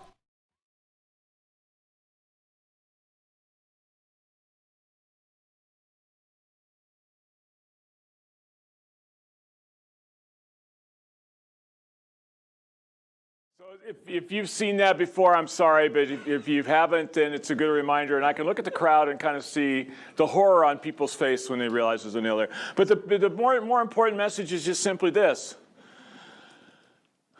Don't try to fix it unless you're being asked to fix it. Otherwise, they're not listening to you. If they want to know what you think, then they will ask you. Otherwise, keep your mouth shut. Sorry, it's a little abrupt. I don't mean to be that way. But the point is, we can't fix something if we're not being asked or involved in the conversation that way. And the last part of the communication is just simply this. Remember what I say. You have to listen first. Seek first to understand before you're going to be understood. And you ask clarifying questions to see what they're really thinking, so you really can make that connection. And people that are your friends will ask you about you. They will also stop to ask you about you. And then we have all those other people we have to deal with that ends up being our relatives, you know. I'm sorry, we can't do anything about them. We just have to put up with them, right? All right, sorry. It's a little, I'm trying to be funny. It didn't work at all. It just didn't work at all. The third part of it is about emergency planning, okay? And so we threw this in here as a part of the grant that we had to talk about. It's just one slide. And it basically says this. If you're doing chores tonight, and who is doing chores if you're hospitalized this afternoon? Do you have an emergency plan in place? Who pays the bills if you cannot get there to get the bills paid yourself? Who knows where the stuff is at? The keys, safety deposit box, spare keys, garage door codes, openers, passcodes, bank accounts, on the other line. Who knows where all that stuff at so you can find it? Who are the neighbors that I work with the closest? What are their numbers? Who am I going to go help out if they end up in the hospital? And what do I need to know about their operation? And if there's a fire emergency, where are the electrical disconnects and where are the dangerous chemicals and fuel stored on that other farmstead if you're going to go help them so you don't get yourself in trouble? And more importantly, you tell them about your chemicals and fuels and all that sort of thing so they don't get in trouble if they have to come and help you out.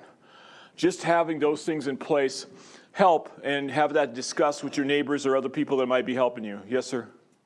I learned recently just having the keys to the safe deposit box doesn't cut it. They have to be signed with your institution to get into the safe. Oh, for the okay, yeah. I did take my kids down there to have them sign for the safe deposit box and the checking account. Yeah, my kids are on it. Yes, that's correct. They have to go down there and sign. My bank even goes to the point of, if you don't want to talk to a banker and get in your safety deposit box, you have to do a retinal scan. But you don't have to do that. You just do it if you want to not talk to them. Otherwise, they'll let you in. Now, the other thing we realized at home last night is I have a bunch of stuff, older pictures, digital pictures, first generation of digital pictures, that sort of thing, all stayed on CDs. And we're quickly not getting laptops or other computers with CD drives on them. So don't get caught with something that's out of date in terms of how it's being stored so that you can't look at it at some point in the future. So always be on top of that too.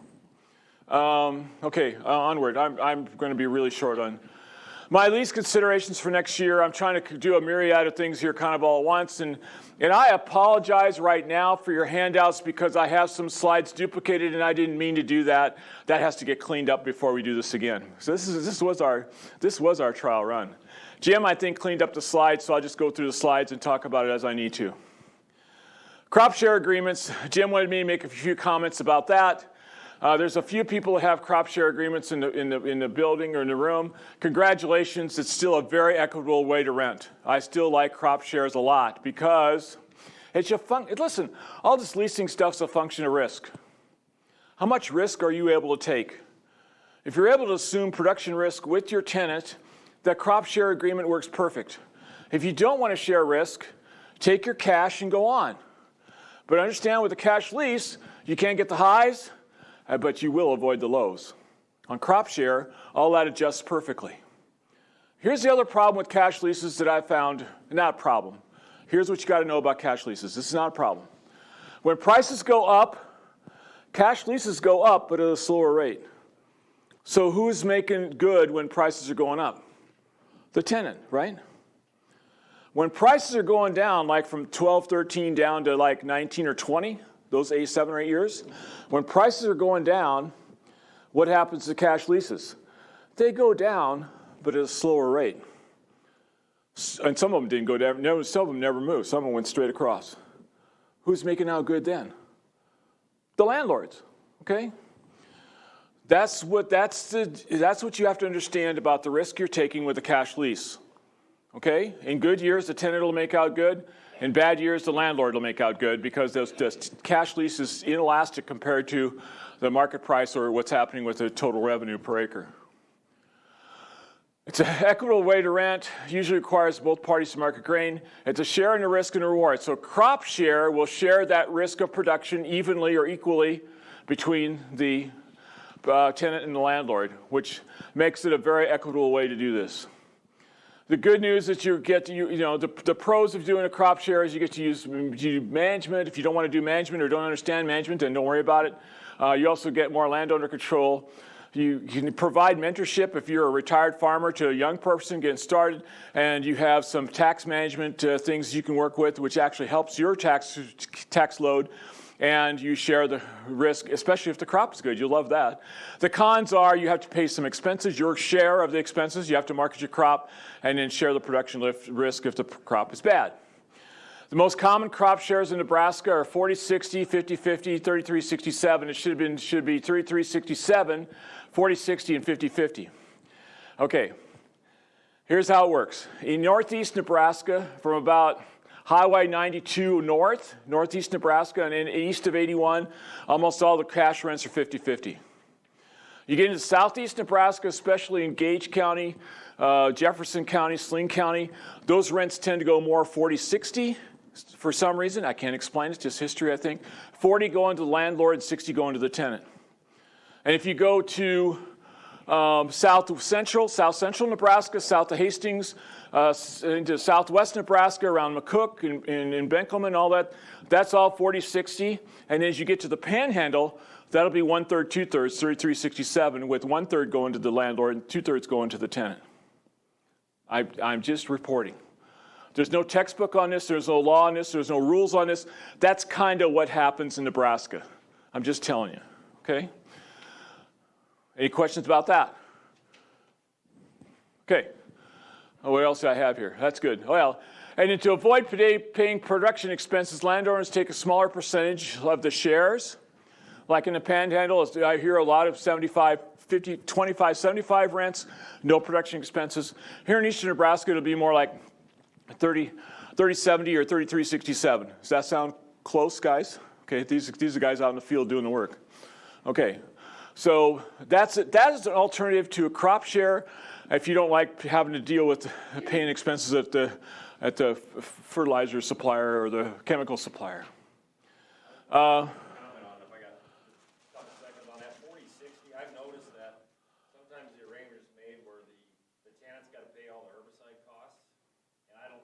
Dug into it a little bit why that was, but I think it was back in the time when you did a lot more field work, like you're cultivating twice, you're discing, so they always took on that responsibility. But with the onslaught of technology with glyphosate and all these new technologies, now a lot of that stuff is shifted over to the tenant. They've got to pay all them technology fees, so they're really getting hit a lot more on those expenses. So that's just something to, if you have an old lease that's been going on for years, sometimes you might just have to make an adjustment. So an old farmer, retired farmer, was doing a crop share with his tenant, and it was a crop share, and he was getting all bucky with me about the 40-60 or 50-50, I forget what it was, and having to pay his share of the herbicides. He just didn't think that was right. He said, by God, when I farmed, I had to go out there and list, and then I had to use the go dig twice and then cultivate twice. I mean, I took care of those weeds, and even in soybeans, we walked those soybeans. Yeah, my landlord never paid a nickel for herbicide costs. I don't know why I should have to pay it. Okay. I said I was happy to pay my. I'd say I was at the time I was doing crop share with my brother. I said, and I own land in Sling County down here. The whole point is I was happy to do that because I said I finally convinced my brother not to go out and tear that land up all the time and dry it out. Every time you cultivate, you dry out another inch or 2 inches of moisture out of that soil. We need every drop we can get to raise a crop. I'm happy to pay my herbicide cost because I know I more than get that back in extra yield because I'm not drying that ground out. We've gone to no-till, and we leave that land alone. So there's your debate. There it lays it out. That takes it one step further than what you described. And interestingly enough, he said, well, I think I'm going to tell him I'm not paying any herbicides. He can either cultivate and walk it, or he can pay the herbicides himself. And I think as it turned out, the tenant ended up paying all the herbicide costs, to echo what you're saying. All right, now, crop share income, you get your revenue 40-60 or 50-50. You also have to pay your share of the crop insurance, but you also get your share of the disaster payments. Understand that under cash rent, the government payments go to the person taking the risk, and under cash rent, the person taking the risk is the tenant, because he only pays cash rent. So I've had 2 or 3 phone calls over the winter since last fall that say, well, what happened to all these market facilitation payments and COVID relief payments and da-da-da-da-da-da that the guys got last year? They got a whole bunch of money last year from the government because of COVID. Yeah, and who took the risk? They did. And whose market was impacted at the beginning of COVID really hard? Their market was. So I'm not defending that. I'm just saying that that's the way the government's payments are set up and to be put out there. So you have to balance the sell out between the landlord and tenant the best you can. So typically under crop share, the landowner pays all the land taxes, the irrigation ownership fees and ownership costs, and they pay their share of the crop insurance, of all the chemicals, energy for irrigation, their share of that, and their share of the seed. The seed thing should have an asterisk by it. Because as I'm talking, as I do these talks around the state, and by the way, every neighborhood's a little bit different. You can't use the same deal in the whole state. Every neighborhood's a little bit different. As I do these talks around the state, in 50-50, yes, you split the cost of seed, but in 40-60, if you're the landlord getting 40%, typically that's negotiable. Some cases the farmer picks up the cost of the seed. The interesting debate there is why are the tenants wanting to pass that portion of the seed costs on to the landlord?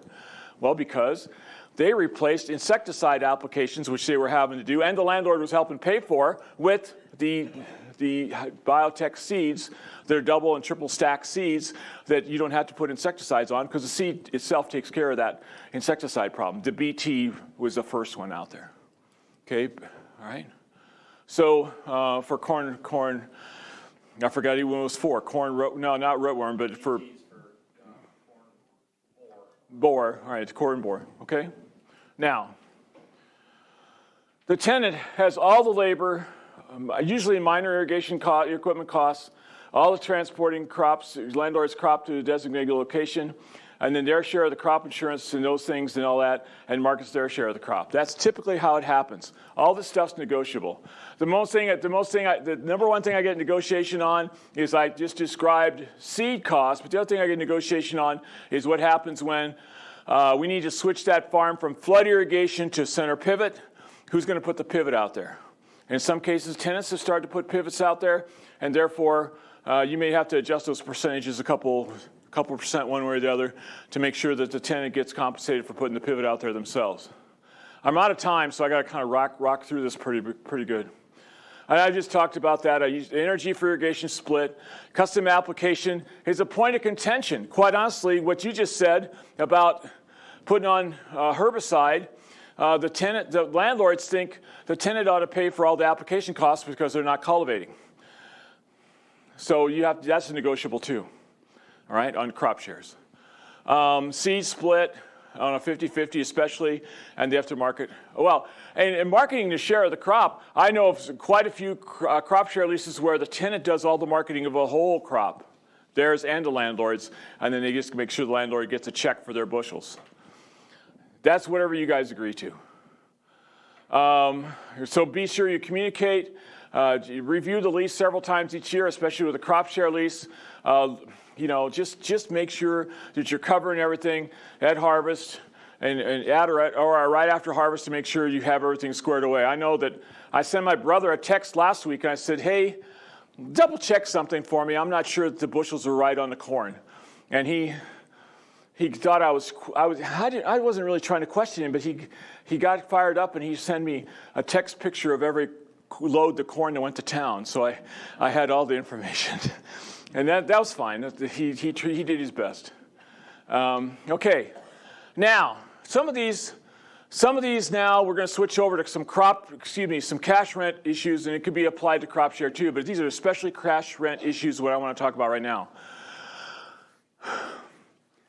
Phosphorus is going to be so danged expensive next spring. I think we're going to have to be careful that tenants just don't leave it off and mine the soil of phosphorus. You may want to consider a clause in your lease that says phosphorus has to be X number of parts per million of phosphorus when you vacate the lease. In other words, that they can't just mine it and leave a field devoid of phosphorus and not be able to have a crop unless you put phosphorus on. Phosphorus is the one I worry about. Now, the good news there is that phosphorus doesn't tend to come down terribly fast from year to year.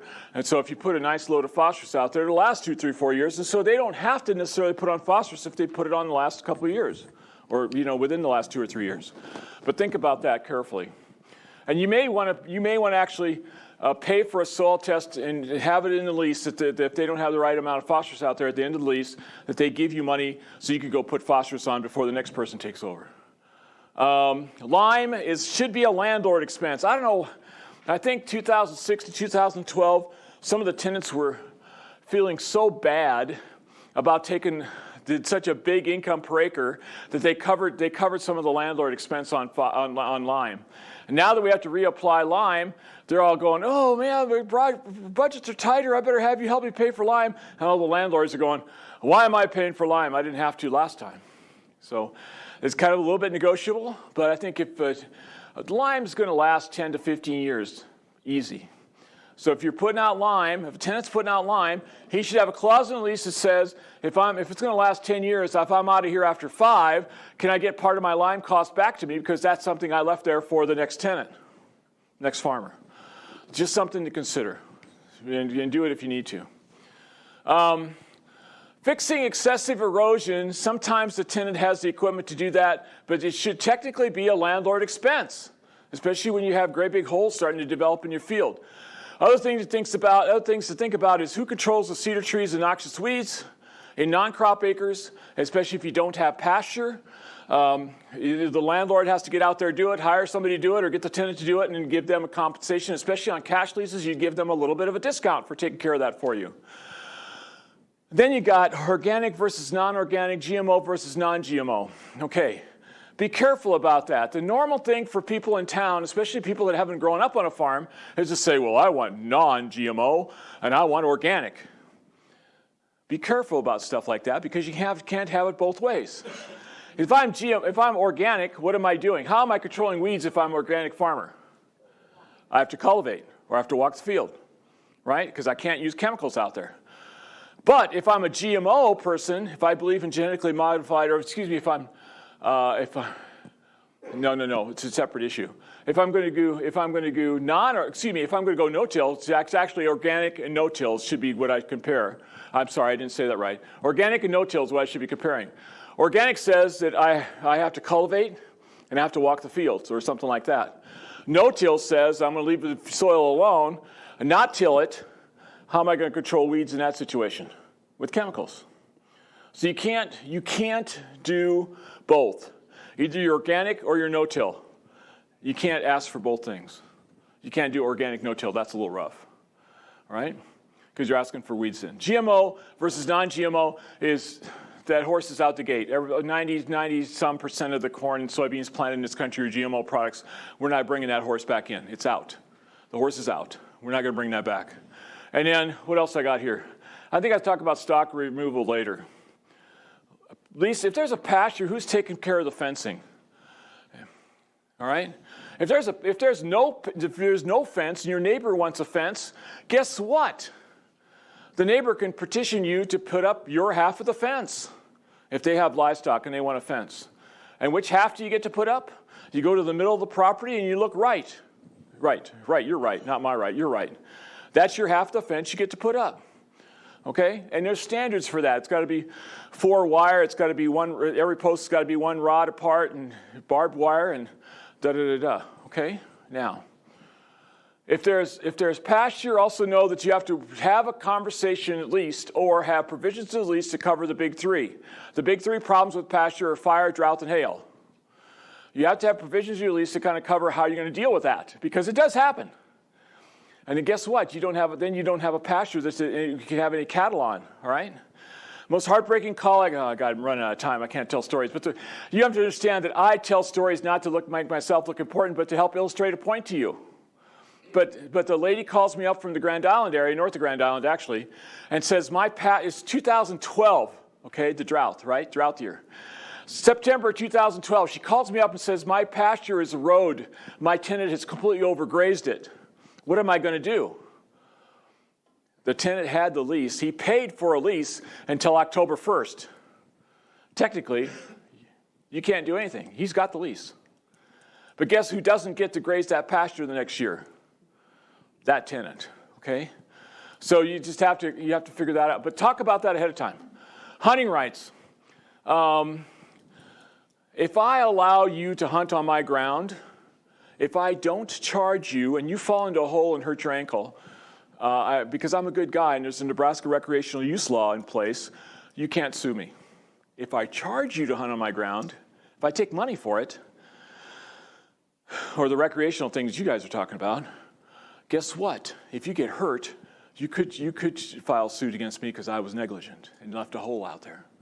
So the point is, make sure you understand that Nebraska recreational use law, and if you are letting people hunt and you're charging them to hunt, then make sure that you have proper liability insurance. So if they get hurt, well, you should have liability insurance anyway. But if you don't have proper liability insurance, that they can't get you too bad, that the insurance helps cover you on that.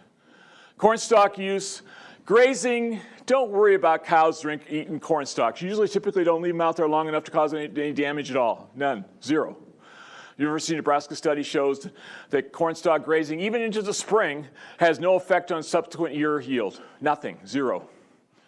However, if I'm removing all the material and I'm raking it all up and I'm baling it and taking it all away, I'm going to hurt my organic matter and I'm going to hurt my phosphorus levels, possibly. You don't want to have that every time you have corn in that field. Just have it done every 4 or 6 years or 8 years. Don't have it every other year if you're rotating crops, assuming. A manure application, go for it. Have manure. It's a good thing. It helps with your phosphorus, and phosphorus is going to be expensive next spring. If you get manure at an economical level, get manure. It's the right thing to do. But don't allow people to put manure on your farm every year because the phosphorus will build up too high, too fast. Okay? Ideal level of phosphorus is something around 20 to 25 to 30 parts per million in the soil. That's ideal, about 30. Okay? I was talking with one farmer over in Grundy County, Iowa when I worked over there, and he always put his pig manure out in the same field every year because it was the closest one to the shed. And he did a soil test, and his phosphorus was 400 parts per million. 400. Okay, now, what happens to phosphorus? Phosphorus stays at the top of the soil, and where does it go? When you have a big rainfall event, it all ends up in the Missouri River system and going to the Mississippi River system. It ends up in the Delta down in Louisiana. Bad idea. Okay? So don't over-apply phosphorus. Keep it at the right level and keep it from moving off the soil. The tenant has to communicate things to the landlord, and that includes sending them pictures of when you have a hail event like here, or send them a picture of this sort of thing. Although, oddly enough, the lower right-hand corner picture looks worse. That corn may survive better than the upper right-hand corner picture. Why? Because corn at less than about 8 inches tall, the growing point is still underneath ground, 8 to 12 inches. The growing point is still there. Those roots are established. That corn may come up great. Up here, we don't know. We'll have to see. And obviously, we got weed, disease, weed breed pressure in the lower left picture, and that's not what we want to see either as landlords. We've got to make sure we have that right. And if you just have the tenants send pictures, if the tenant's smart enough to send pictures, it helps a ton. More importantly, in the fall, I recommend, especially during or at or during harvest, I recommend that the tenant get the landlord out there to see what it looks like, especially right or at or before or right during harvest. It's a great way to show them how it worked this year, what worked and what didn't work. The landlord has to also communicate things. The landlord needs to communicate how they specifically want weed control, erosion control, non-crop acres managed, and if they're using a farmstead, how do I want my farmstead managed to keep it the way I want to have it? And what are your vision and goals? Maybe the landlord, instead of talking about how much cash rent I can get, should talk about what's my range is for that farm. What's my long-term plan for that farm? What's my vision for that place? How am I going to leave a better piece of ground for the next guy? Because we only get to own the ground for a few years. Just our lifetime. The ground stays there forever. And the ground's probably going to be needed in the next generation or two to feed the world at that time. So let's keep it at least in good shape as it is now, if not trying to make it better. I already talked about soil mining. I already talked about that. I already talked about most of that. Okay, Jim already told you to have all leases in writing. I'm not going to spend much time with that.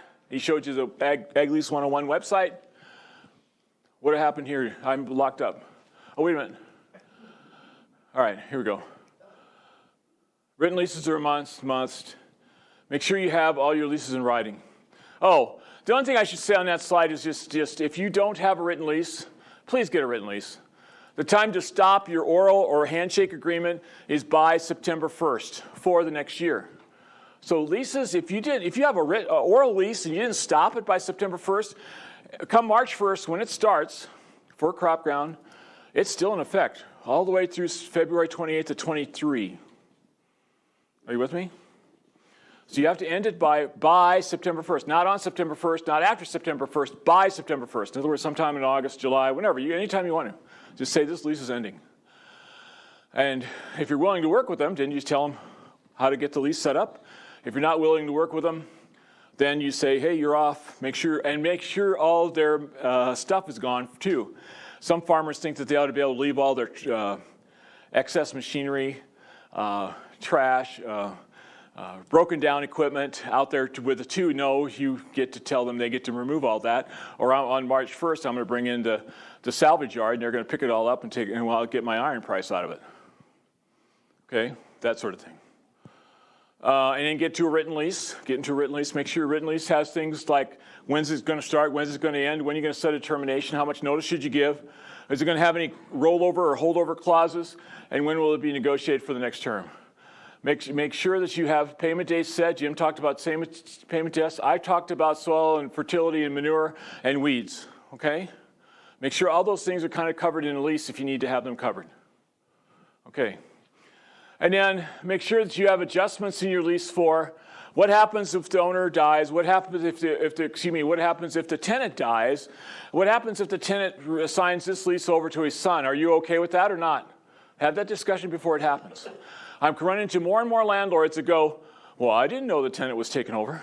The son was taken over. I didn't rent it to the son. I rented it to the dad. That's who my parents rented to. So discuss that before it happens. I'm not saying bad or good. I'm not. Every situation is different, but just make sure you have that conversation about what could and should and might happen. And quite honestly, under a cash lease, this is the advice I'd give the tenants.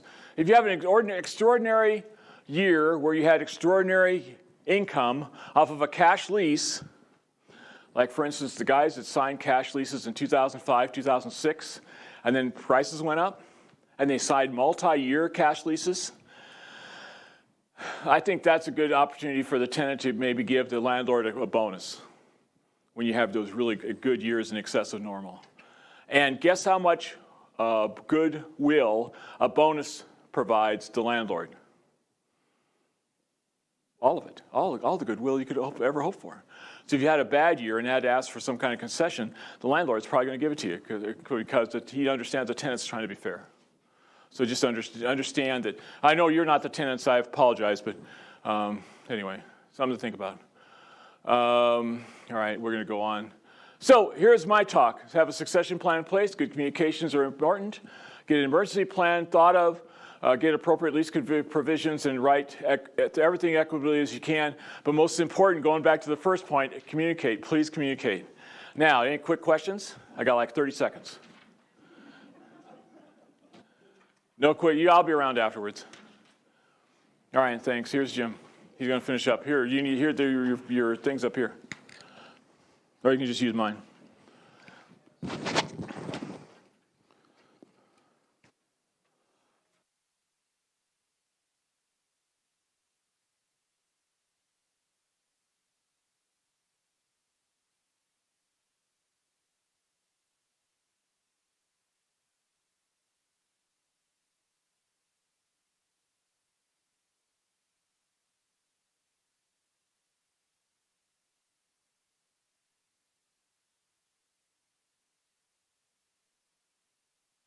I think it should be on now.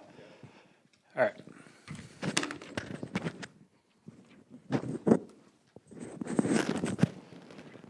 So initially, when we wrote this grant to be delivering this outreach, the partner with us was the USDA, their farm service agency here in town. And with COVID, they're not able to go out and participate in meetings like this. So they sent us some slides as well as a short recording. I at least want to cover the slides. I know there's not very many operators necessarily in the room today, but these programs influence many operators that people rent their land to. So what I did was I took their slides. It was actually pretty short what they sent. And then I kind of elaborated and expanded out on a few. My goal is not to dig into these things so deep.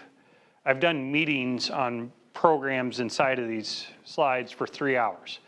The idea is just to get people, make them aware of what programs are out there, programs that are influencing, one, crop producers, but also livestock producers on grazing land.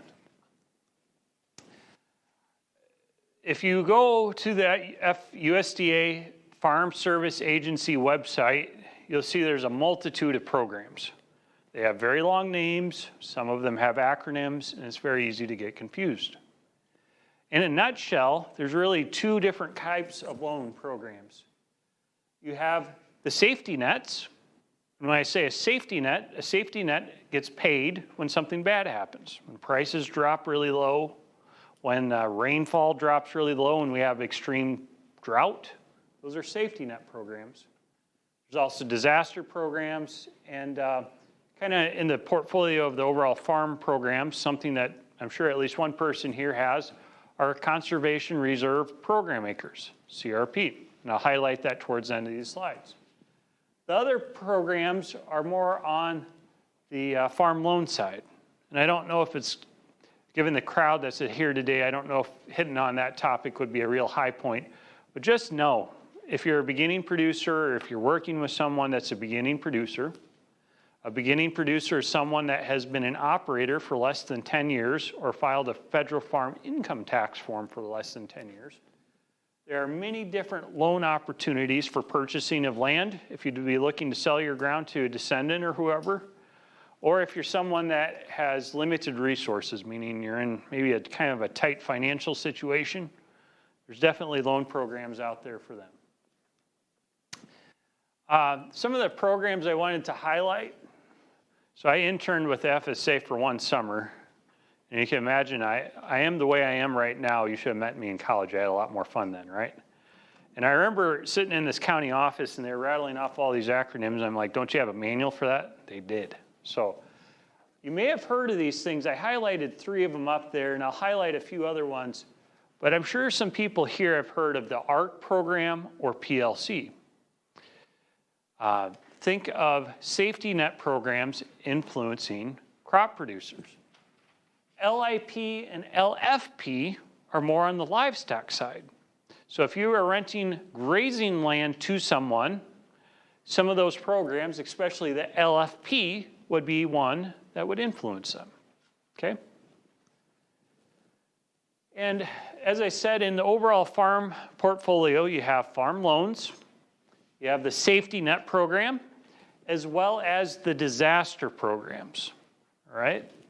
When we talk about safety net, the big one, the very top one up there, the ARC or the PLC program, I probably should make these words a little bit bigger. They're kind of small.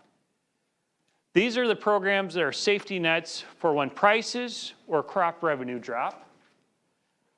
There are different programs on the disaster side. If you have things happen to your land, say you have a storm come through and it washes out a bunch of your fencing, or if you have a terrace that gets washed out to repair it, there are different programs there to assist with that. When we have extreme drought, the Livestock Forage Disaster Program. It makes payments to a land tenant in the case that the forage is short and they have to start buying hay to supplement the forage requirements of livestock. So a little bit on the safety net programs. Now these 2 guys right here, about every 5 years, I have the pleasure of going across the state trying to explain this to operators. It gets really tricky. The thing to know is there's basically two things that influence crop producers. One stands for the Ag Risk Coverage, which is the ARC program. And then there's one called the Price Loss Coverage, or the PLC program. Just know that the ARC program is a revenue safety net, and it's based on what happens to the crop revenue at the county level. Okay, not your farm, but the county level. The other one is the Price Loss Coverage Program. It's a price floor. It's a price safety net. An example, 370 on corn. If the marketing year average price goes below 370, that's when payments would result. If you do our outlook on are either of these programs going to be paying very much this upcoming year? The answer is probably no. Unless we have 2012 and it gets really, really, really dry, how these programs work, unless prices would bottom out or something, I would not see these safety net programs making substantial payments, okay? So I just want to make you, the whole point of today is to try to challenge you to think about what's going on and make you a little bit more informed when you're talking to people, you feel a little more confident. All right, so now the disaster programs. Now this one right here, if you're a landlord renting to a tenant, would probably not influence you very much. If you're in a situation, whether you own the livestock or if your tenant does and you hear about this happening, it's your job today to inform them on this program to make sure they're aware. Classic example, let's say you got some stock cows, you're calving in the dead of March, and that late snowstorm comes through and it clips off half the calves out there. Half the calves are, these little guys running around on the ground. Livestock Indemnity Program helps pay for some of those losses. Also, another example, say you got a livestock confined animal feeding facility, like a swine unit. Say the power gets, the power goes out unexpectedly for some reason. Ventilation ain't working and the livestock, half of them die because of suffocation. This program would pay, okay? So think of natural related disasters. This is where this program steps in. ELAP, it's a very, ELAP is an emergency assistance for livestock, honeybees, and farm-raised fish. Sounds like a federal program, right? The only reason I presented this one when I was going through these things yesterday, yeah, trust me, it's fun digging through these websites. The one thing that was pointed out is if you're in an area the USDA has designated as a shortage of feed, the ELAP program can pay for an operator. Once again, this may not impact your land, but if you're working with somebody, point this out to them. If you're in an area that's in extreme drought and they have to start trucking in a bunch of hay, this program can help cover a portion of the mileage to get the hay to the area, okay? So this thing can do other things inside this program, but this is kind of a new wrinkle to it towards the bottom of the slide here, the assistance for feed transportation. It's a good thing if they need help. Clicker die? I think I killed the clicker. Next slide, please. Okay, I had never heard of this program until yesterday, and I bring it to your attention here today. It's the Emergency Conservation Programs. This program, and if you notice, I put a photo of what I get to work on in every spring, right? Fencing. If you have fencing,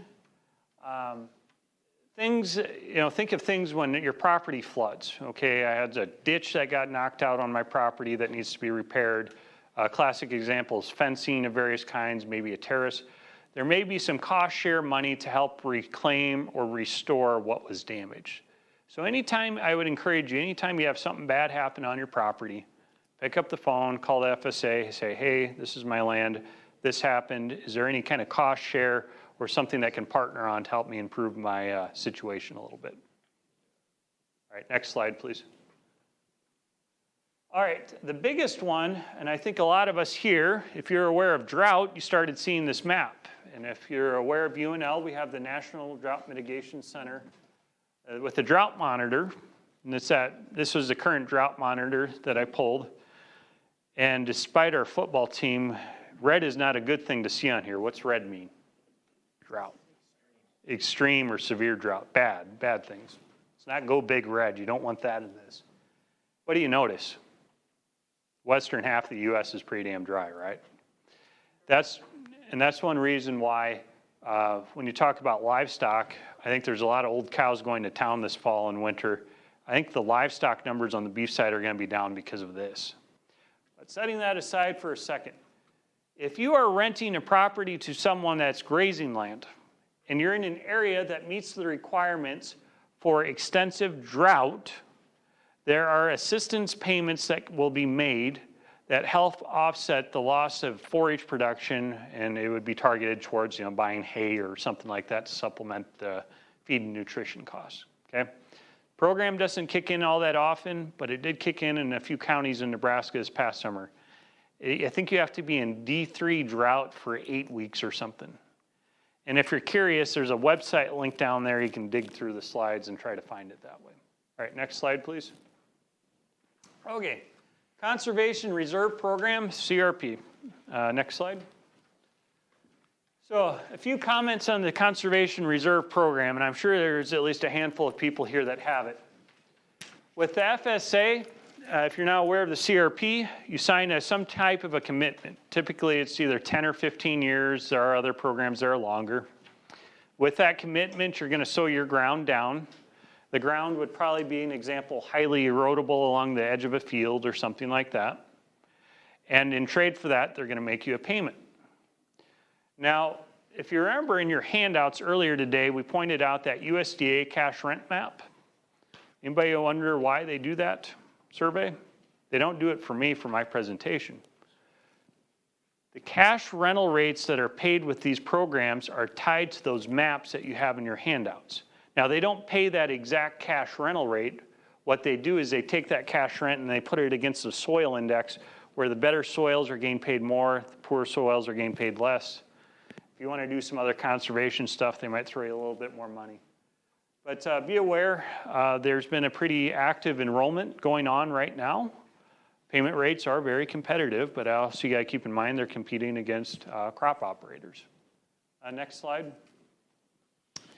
This was one of the slides the USDA included.